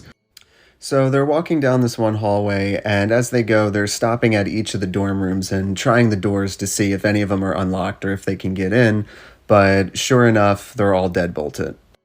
But eventually, they find this one door that doesn't have a lock on it, so they're like, oh, finally, maybe we can actually get into this room. So they try to open it, but for whatever reason, they can only seem to get the door open by like a couple inches. In his own words, he said it was as if someone was on the other side of the door trying to hold it shut. So they're standing there struggling with this door, trying to open it, but it won't budge, and they're looking at each other like, what the hell's on the other side of this door that's blocking it? Eventually, they just get fed up and they say, you know what, let's just move on and try to explore some other rooms. But as they start to walk away, they hear the door behind them slowly creak open. Now, his buddy who's with him is just immediately spooked and just takes off running and just kind of leaves him behind. But my coworker has the opposite response, and he actually freezes there for a moment before he slowly turns around, and when he does, he sees that, sure enough, the door is open and that there's actually a young woman standing in the doorway. And unlike his friend, he wasn't scared, he actually felt bad, so he immediately starts apologizing to her. He's like, oh my god, I'm so sorry, like, my friend and I were just exploring this place, we thought it was closed down, we didn't think anybody was living in these rooms, like, we're really sorry for bothering you, I hope we didn't scare you at all. And the girl was actually really cool about it. She didn't seem upset at all, she told him that it was okay and that she understood, and even introduced herself and began to strike up a conversation with him. So they start making small talk, just talking about, you know, that they're both freshmen and where they're from and, you know, what their majors are and just things like that. And eventually she tells him that she had actually transferred from another school but is now living on this campus and that this is her dorm room. And it was on that note that my coworker goes, yeah, speaking of that, why are you living in this particular dorm room? Because this whole building is supposed to be shut down and all the other doors on this floor are deadbolted shut. Like, you're the only one who lives on this entire floor. And he said she was just very sort of nonchalant about it and kind of just looked at him and went, oh, really? Well, I don't know. And basically just brushed it off like she didn't know what he was talking about. So he thought that was kind of weird, but he figured whatever, he didn't want to press her on it too much, so he continued just making small talk with her. But as he continued making small talk with her, he said eventually his eyes kind of started to drift past her and look behind her into the room. And it was then that he noticed that the room was completely empty. There was no furniture, no bed, no desk, no personal belongings. It was just a completely bare, empty room. So once he notices this, he's just immediately really confused and weirded out. So he tells her, you know what, I should probably get going. I gotta go find my friend, but it was nice meeting you. So they say goodbye, and he leaves and catches up with his friend and tells him all about that sort of both normal but weird exchange that he just had with this girl. So days go by, and he's still just trying to wrap his head around this weird interaction, and he eventually gets to the point to where he's like, you know what, I'm gonna look up that case where the girl had unalived herself in that dorm building. So he looks it up, and he finds the name of the girl who had passed away in there. And sure enough, it was the same name as the girl that he had talked to that night. He said him and his friend have never gone back into that building and that it's still abandoned till this very day. If you like this video, stay tuned because I'm going to be posting more creepy stories on here. And even if you have one yourself, feel free to DM me and maybe I'll read it. Thanks. I knew what was coming as soon as he said they ran into someone. I knew it had to be that person, or at least some kind of a spirit. I feel like it was probably pretty obvious, but wow. For some reason, I feel like I'm not 100% on board with the fact that this is true. Like, I feel like it's just such a good story that it feels like it's a story. It very much could be true, but it is, like, regardless, such a crazy story that it's like these dorms are shut down and it seems like her spirit is just kind of there. But from what it sounds like she was a really lovely, cool person, and that's so sad that she's just like hanging out in these empty dorms, and it doesn't seem that she realizes it either. If she doesn't understand why it's weird and doesn't realize that the building's abandoned, it's like she's just there and has no idea that she's not with us, that no one else is in the building. It's really, really weird and fascinating. Again, I don't know if I actually believe this story 100%. It does feel like a well-written fictional story being told by this guy, but he says it's true, so I guess we'll go with that. Our next TikToks with the user Linda and Eerie, who shares a little bit of a backstory about her haunted house and creepy encounter she's had there. I'm gonna leave this door open for this video and see if the ghost will shut it again like they just did in the video before this. We shall see. But anyways, people on this app keep asking me to tell stories about like stuff that we've seen, ghost stories. So here is a story about when we lived in the most haunted house that I've ever experienced in my life, other than when I got the dolls. This was before I got the dolls. When me and my brother were teenagers, my mom and dad moved us into this huge house. It was like 8 bedrooms. There's only 4 of us. And it was huge. So we had a lot of extra space. And the only reason why we could afford it at the time is because my dad is a painter. And he was going to paint and clean the whole house out. Because it had been vacant for a really long time. And so we were getting it for really cheap. So when we were cleaning it out, me and my brother found a wheelchair that we were playing in. It was like old and squeaky. It made a very distinct sound. And it was like super rusted, but it was the one that had like the headrest and like the big armrest and the whole leg part. Like it was a full like bondage type wheelchair, and I just assumed that it was weird that there was Velcro on it. There's a bug. I thought it was weird that there was Velcro on it, but then I was like, well, if they have like some type of muscle problems, they'll draw up if they're not like attached to it or something. So I was like, I chalked it up to that. It wasn't that. But anyways. So while me and my brother were playing in that wheelchair, which we should never have done, while we were playing in that wheelchair, the old lady from next door, she was like 80, she come over to tell us about who lived in the house before us, pretty much just creep us out, because she had some terrible stories about who lived in the house. Like, everyone that lived in that house died. I mean, not everyone, I'm saying somebody died from each family while they occupied the house. Like, the first people she told us about was an old man who was lonely and killed himself inside the house. And the second couple that lived there died in a plane crash while they lived in the house. The third person, it was an old man, he had a heart attack at the mailbox. And then the last people that occupied the house before we moved in was the girl that owned the wheelchair. And she was like young. I think she was like 12 or 13. She was super young. But her mom and dad abused her, and she ended up dying in the house. But the old lady was saying that her mom and dad hid her. Like, not hid her, but hid her.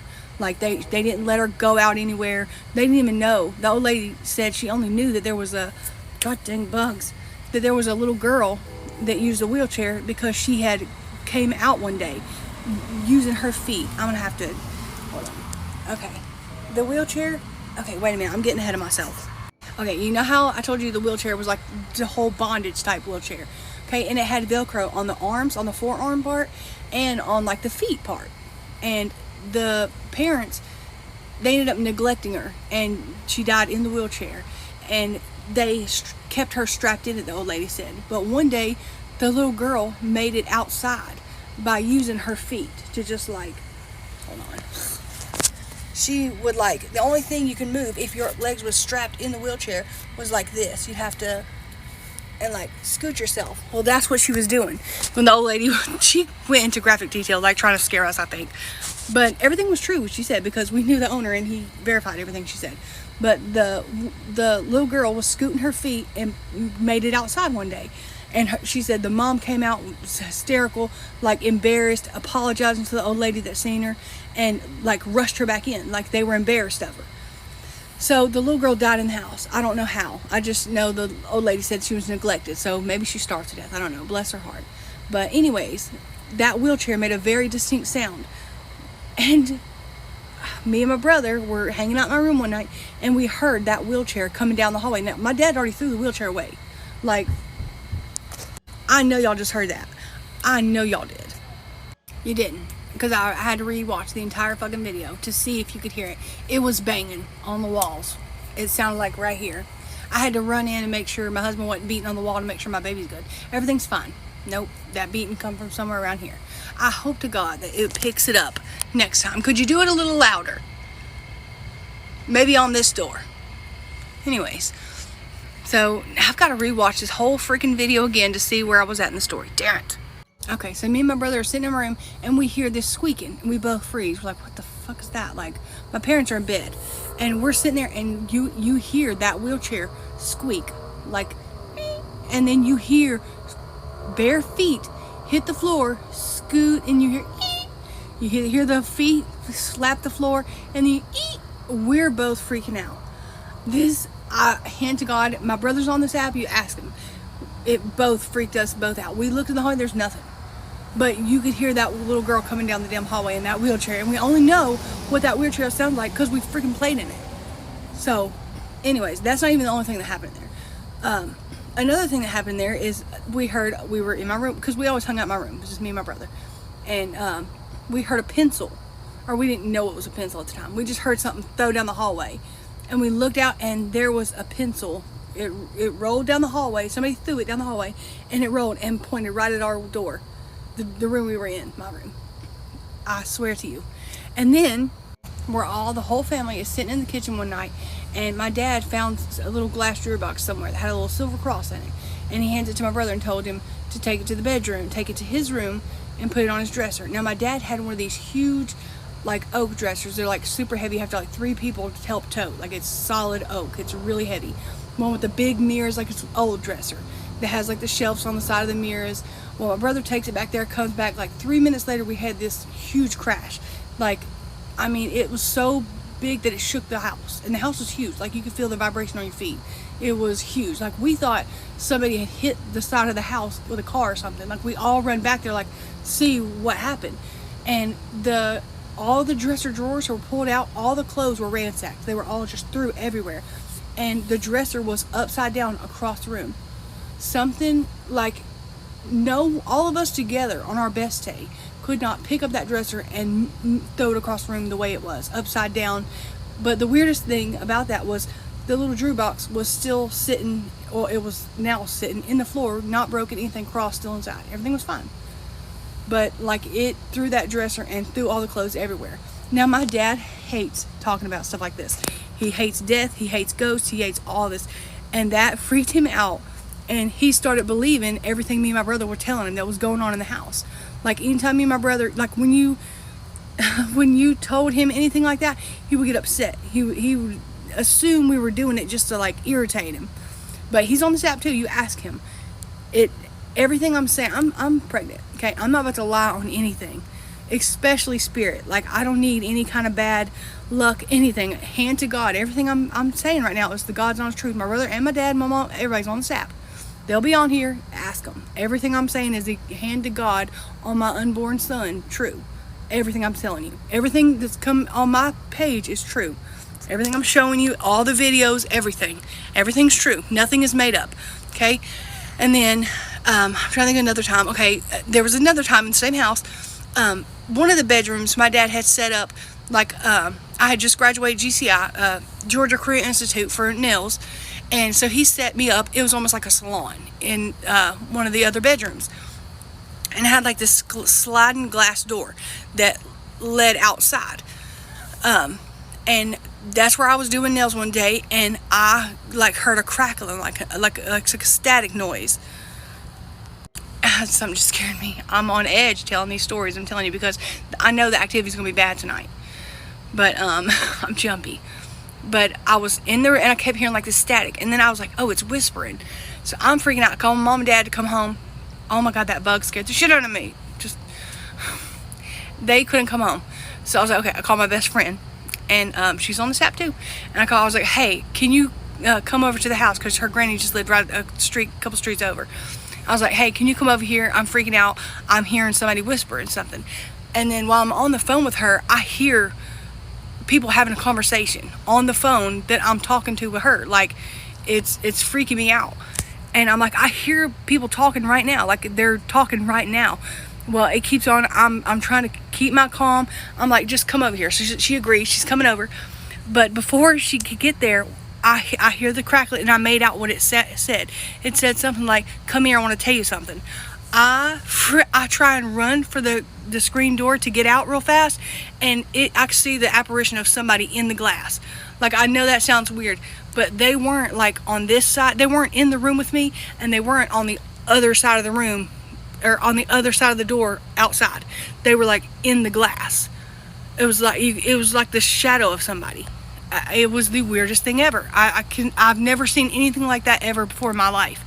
Like an apparition that's like inside the house. It's inside the glass. Like, it scared. I was trapped. I couldn't leave.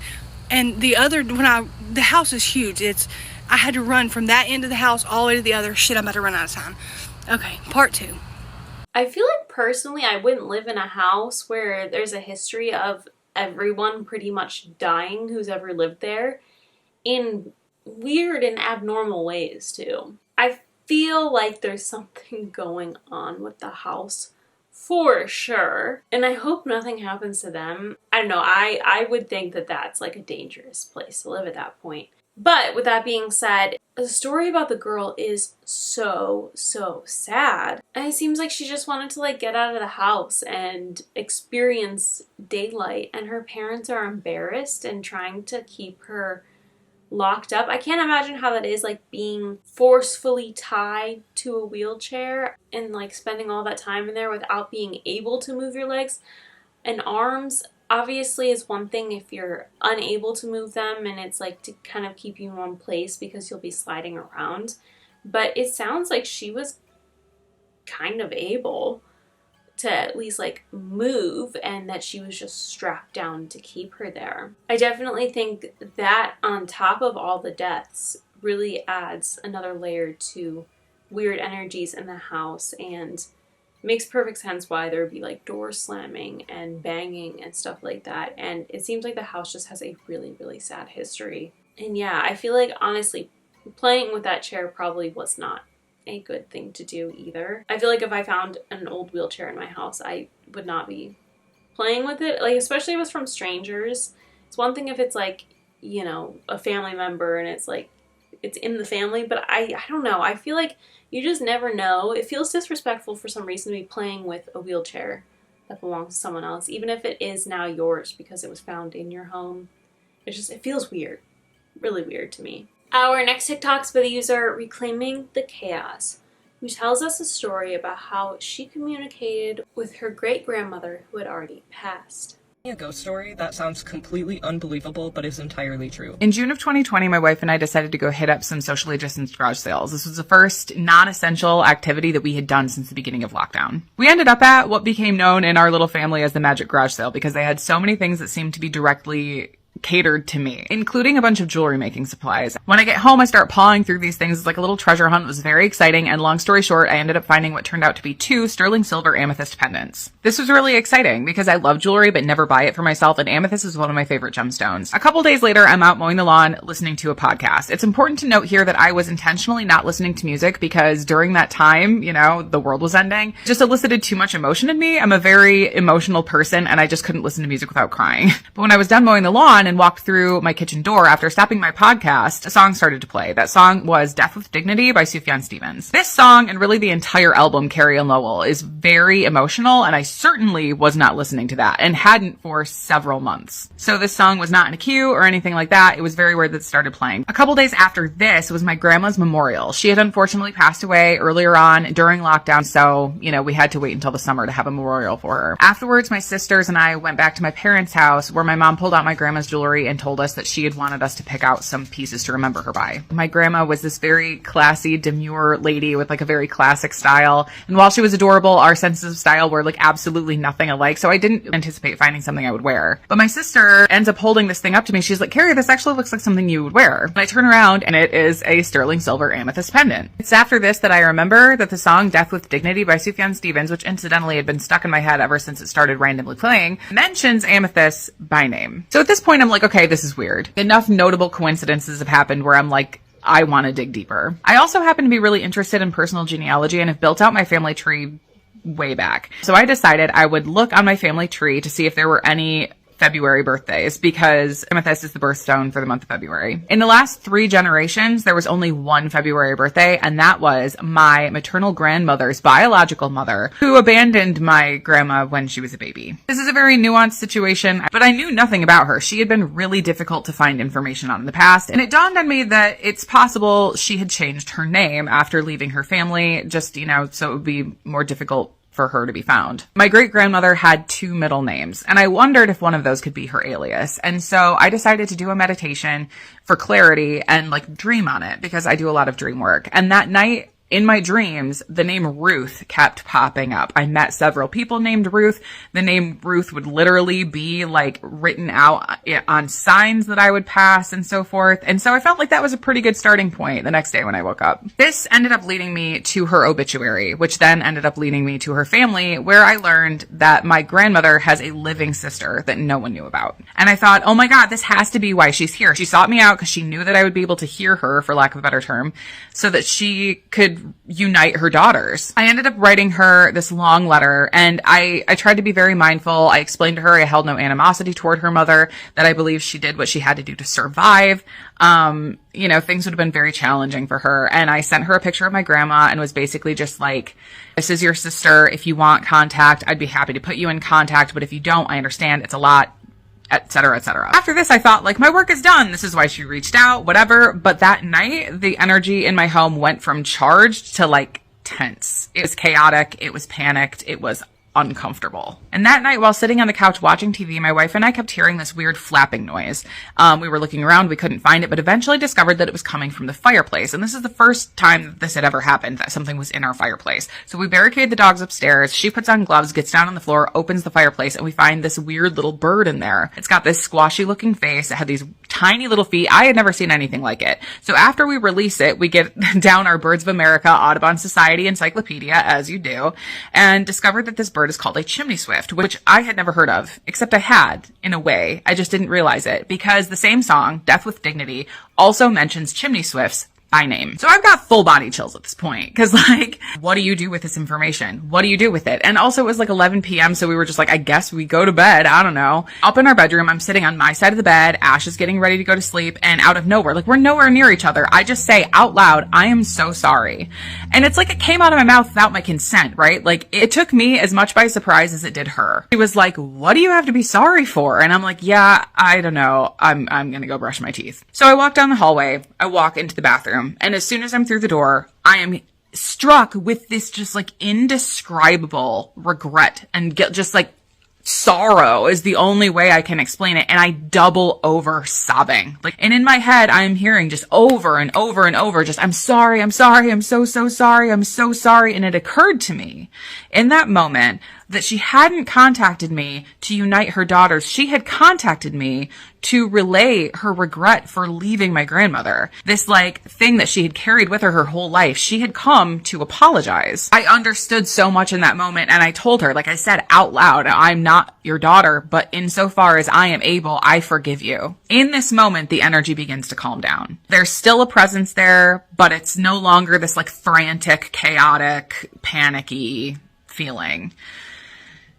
I said out loud as well, like, it's late. Like, I hear you. I forgive you, but like, it's late. I gotta go to bed. Just as a quick aside, another lyric in that song is your apparition passes through me. And I definitely felt like I was channeling her. So do with that what you will.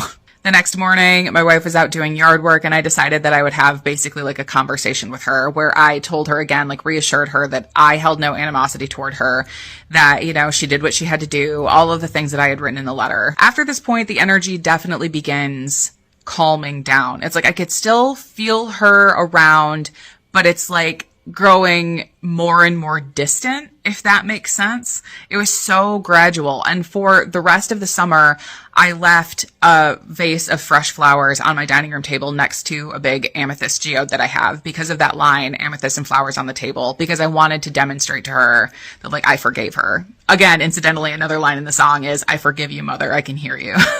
The most important thing to know in this song, and the thing that blows my mind every single time I think about it, is that the song Death with Dignity by Sufjan Stevens was written about his biological mother who abandoned him when he was a child. And that's my experience with my great-grandmother. And this is the first amethyst pendant that I found, the first of the 3, and I wear it every day for her. That's it.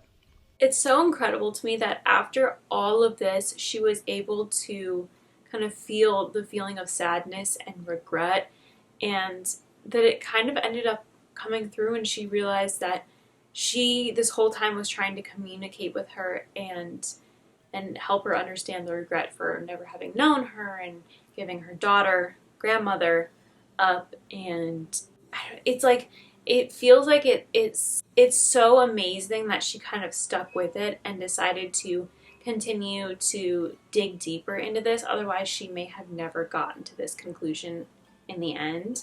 I don't know. I think it's beautiful that this woman who she doesn't know, obviously it's her relative, but she never met her. She doesn't know her. She's coming out and trying to reach out to her from beyond to almost apologize and express her regret for not being in her life. And it's like, it's so amazing, the train of events that got her here. Our next TikTok is by the user Yolanda Love 999. Who tells a story about how she saw something in the middle of the night that she would later come to find out was a sign. A ghost story that sounds completely unbelievable but is entirely true. I have had a lot of strange experiences in my life, but the most memorable one was, I'm not sure exactly about how old I was, but at least between 8 and 9, I would say. What happened was I went to go to bed one night and I went to lay down, and I was paying no attention to anything, and it's hard to explain. In my room, when I grew up, we grew up in a very small house, a very, very tiny house in the ghetto. And basically what happened was my sister had a twin bed on one side of the room, and I had a twin bed on the other side of the room. There was only enough room just to walk in between the 2 beds because the dressers were on her side. I was up against the wall. Basically what happened is I'm sitting there asleep, and suddenly, I don't know what woke me, but sometime in the middle of the night, I opened my eyes and I looked over towards my sister's bed. Now my sister was not home. She was out with her friends. There's like a 9-year age difference between us. So while I was about 8, she was like 16, 17. And so she was out. And I was just asleep. Suddenly I look over on the bed and there's a green skull. And I looked at it and I kept staring. And as I said, remember, I'm a child, but I kept seeing this green skull. But the green skull was facing, looking out towards the windows that were behind my bed. And it was just sitting there, just green skull staring. So I sat in my bed and I'm trying to focus, and I pulled the covers down, and just at that moment the green skull did this straight at me. I looked and I saw his teeth just baring, like, and I screamed at the top of my lungs, and I ran down the hall and I began crying to my mother, and my mother got up and said, "What's wrong with you?" And I said, "Mom, there's a green skull on the bed. There's a green skull." I said, "Please come in the room immediately. There's a green skull." And so she jumped up and she came down the hall and she looked, turned on the light, and she said, "There's nothing." And she said, "It's just the sheets." And I said, "No, Mom." I said, "There's a skull. It was glowing. It was green." It turned and looked at me. And that terrified me. Literally, I could not sleep. I begged my mother to sleep with her. And so the next morning, I remember sitting in the living room, and I don't know what it was. I just had a knowing. I said, that meant something, and I didn't know what. And so I remember we had this dates it. We had a phone on the wall. We had a phone on the wall in the kitchen. And my mother heard the phone ringing. She got up. She picked it up. I'm in the living room sitting in our French Provençal chair, which she loved. And I'm literally just sitting there doodling. She said, "What?" "Okay." And she hung up the phone and she comes back into the living room and she looks at me and she said, "Tuffy, last night, you know your sister's friend, one of her best friends?"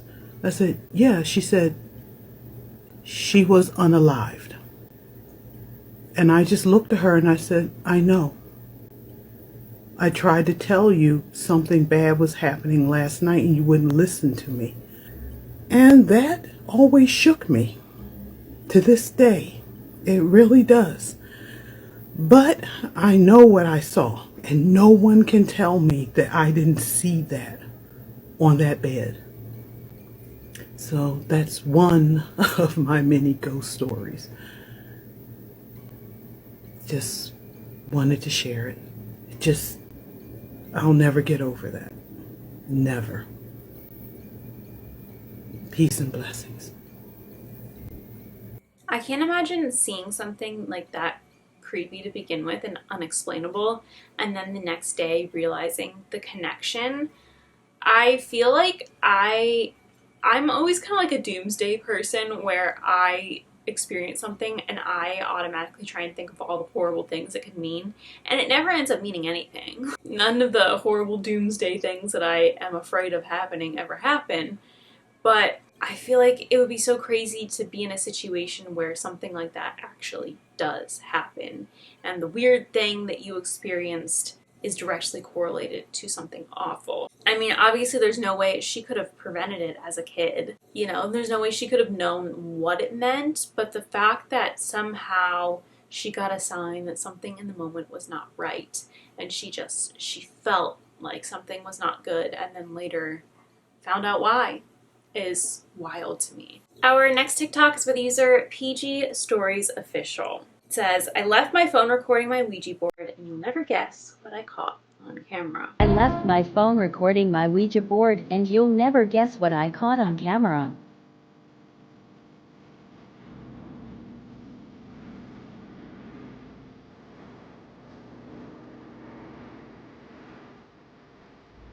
I guess this one's a little bit of a lighthearted one. I completely thought that we were looking at that, like the little light thing going across the side of the screen.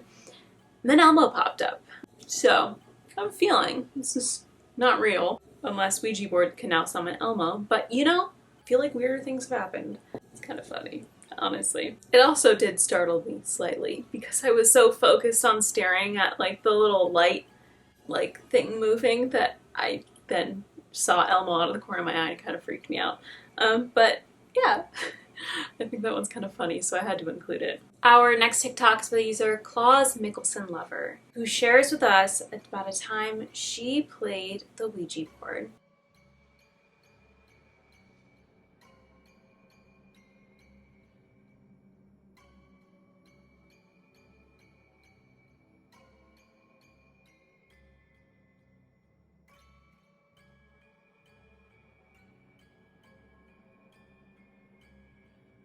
I think it's so sweet that they have this thing where she's able to realize that she was talking to him, but even on the odd chance that you talk to someone that you do know and you're able to verify it's them somehow, which I will say, even still, you don't know, like, you don't know if these spirits can, they probably can, like, the demonic entities can probably read your mind to know the thing that they have to say to get you to let your guard down and believe that it's your friend or whoever. So even then, it's not a for sure thing that it's your friend and not something evil.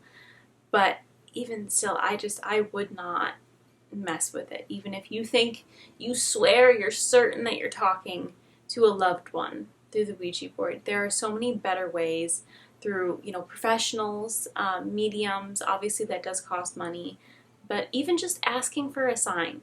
I've asked for a sign for my loved ones before, and I have gotten it within 24 hours. One time I got it even within a few hours, and it was so blaringly obvious that, I don't know, it was amazing to see. So there are so many better ways to kind of come into contact with your loved ones, and I personally would never believe that anyone that I'm speaking to on the Ouija board is my loved one. And I hope, I mean, I will never touch a Ouija board ever again. Haven't touched one in over a decade. Will never touch one again, but I'd hope that my loved ones would understand why I can't trust if it's them or not on a Ouija board. So don't touch a Ouija board. And then it's not worth it, really isn't. Thank you, Oscar, for agreeing. Not worth it. That is it for today's video. Let me know which one was your favorite, any thoughts you had. I hope you guys enjoyed this. If you did, please be sure to give it a big thumbs up, and I will pop a couple suggestions on the screen for you to check out one of my other videos. Please click the subscribe button down below if you haven't already, and turn my post notifications so you never miss a video. I post every Sunday and sometimes Wednesdays at 2 p.m. Pacific Standard Time, 4 p.m. Central Time. Again, thank you so much for watching. I hope you enjoyed this video, and I will see you next time.